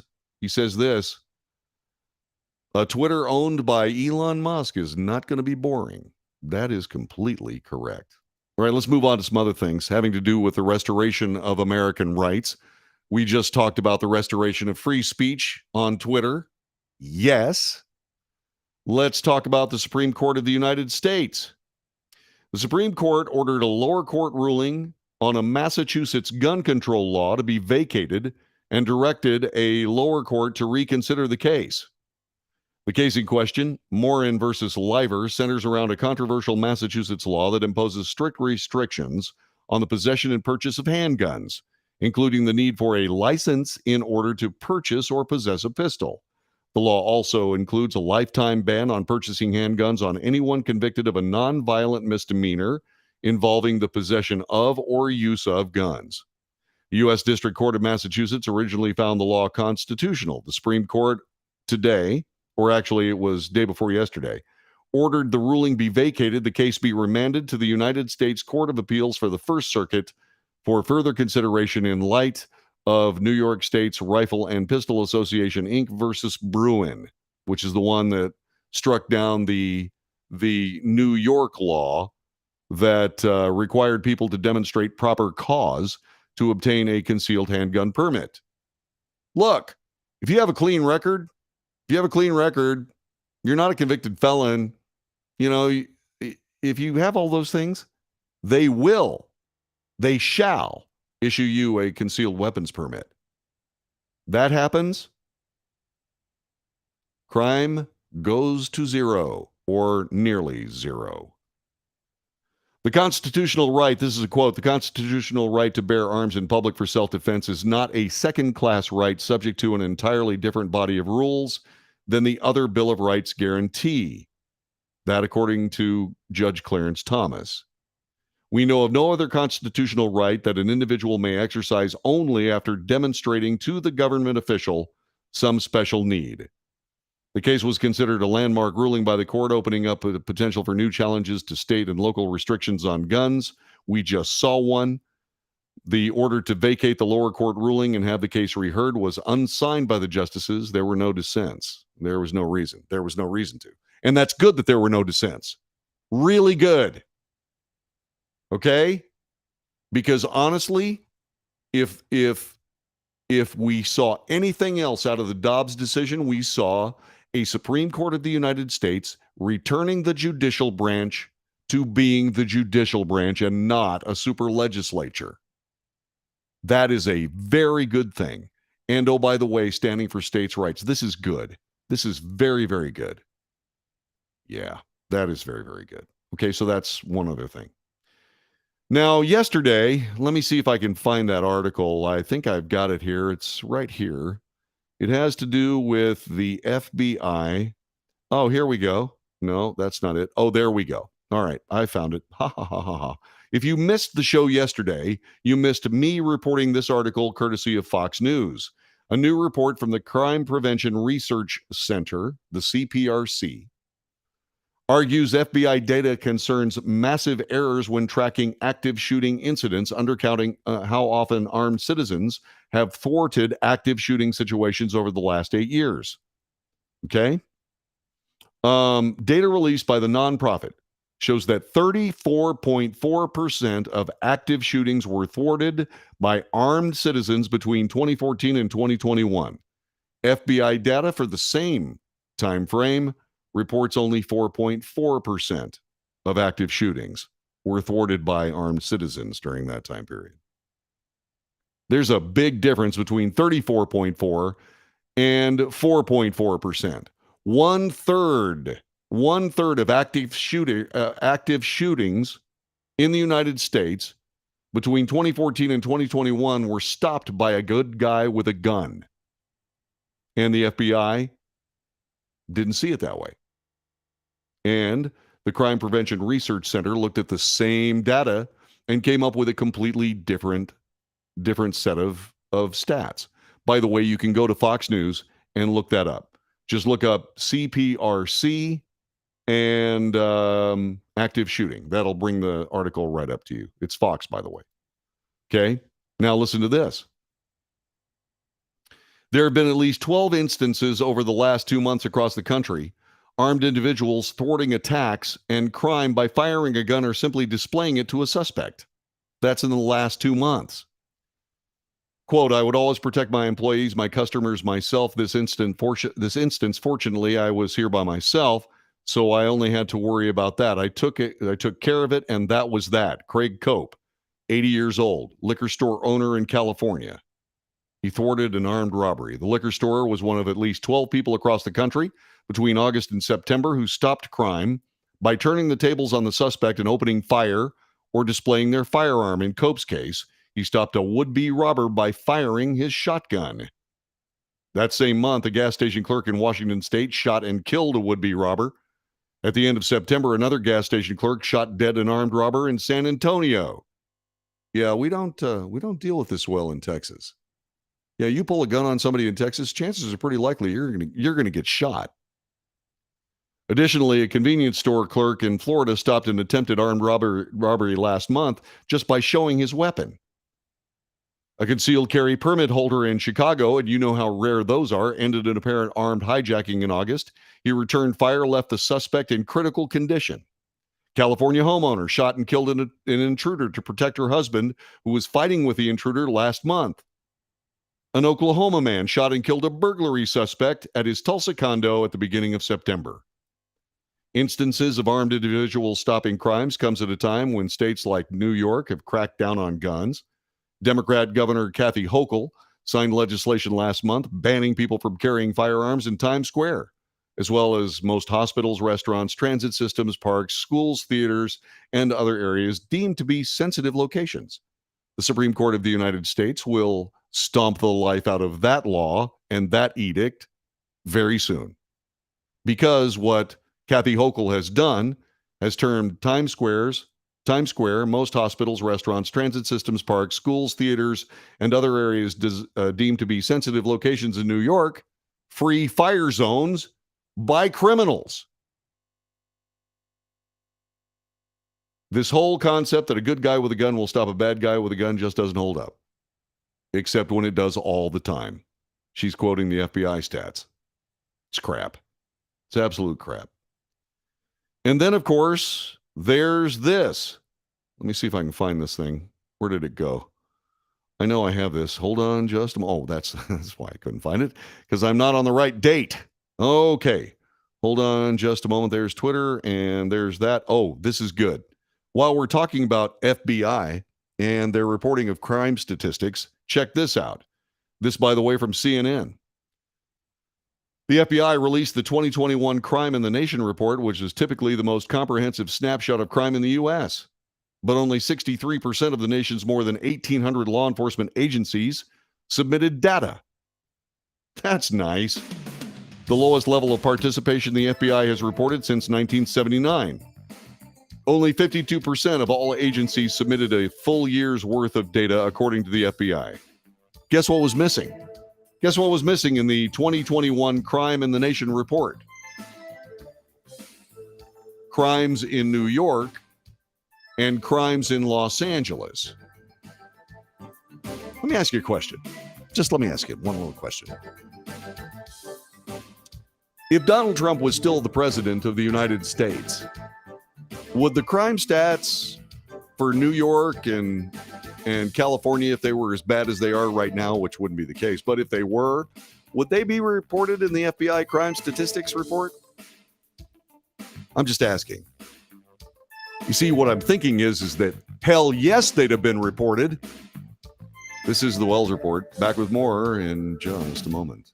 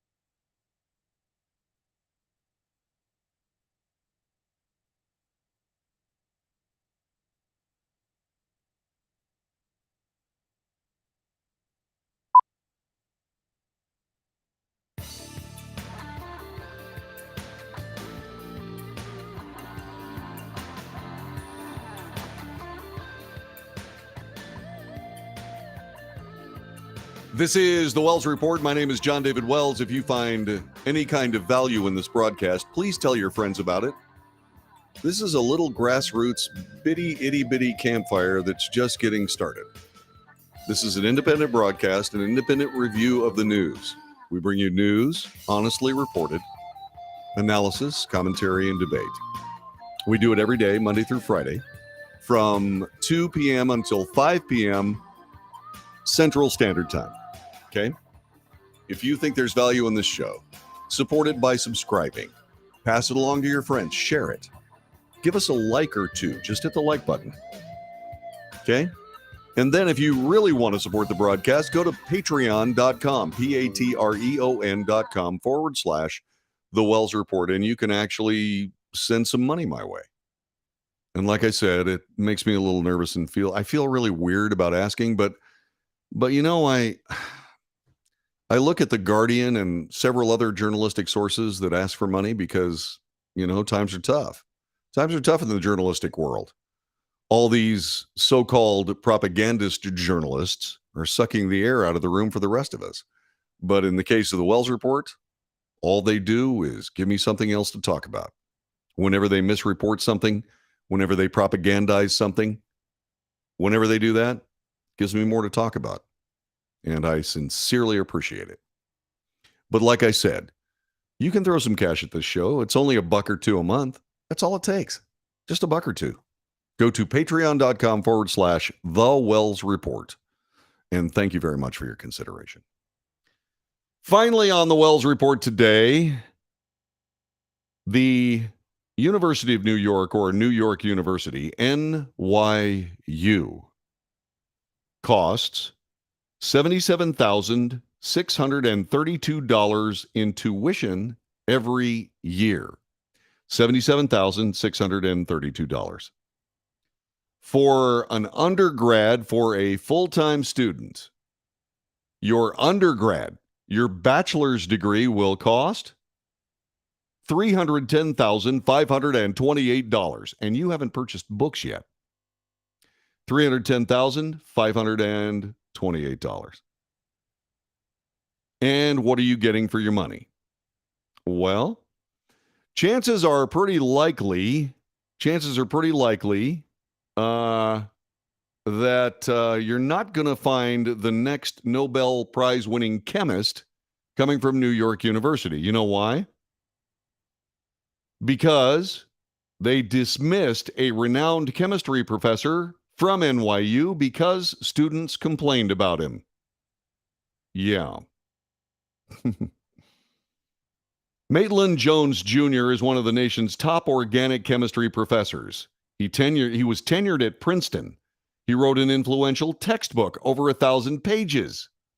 He retired, went on to teach at NYU on an annual contract basis where he won awards for his teaching. This year, he was fired after 82 of the 350 students in his course signed a petition because they said their low scores demonstrated that his class was just too hard. A spokesperson for the university told The Times in defense of their decision to terminate Jones's contract was the professor had been the target of complaints about dismissiveness, unresponsiveness, condescension, and opacity about grading. It's worth noting that according to The Times, students expressed surprise that Jones was fired, which their petition did not call for. For his part, Jones said that he noticed a decline in student ability about a decade ago.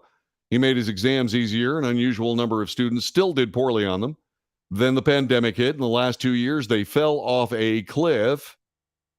Now we see single-digit scores and even zeros. They fired him for it. His course was too hard. Now, I got no dog in this hunt. I wouldn't send my child to NYU for any reason if I had all the money God gave Donald Trump. I wouldn't send my kid to NYU. No, I'd send him someplace that actually taught organic chemistry and expected people to know the material.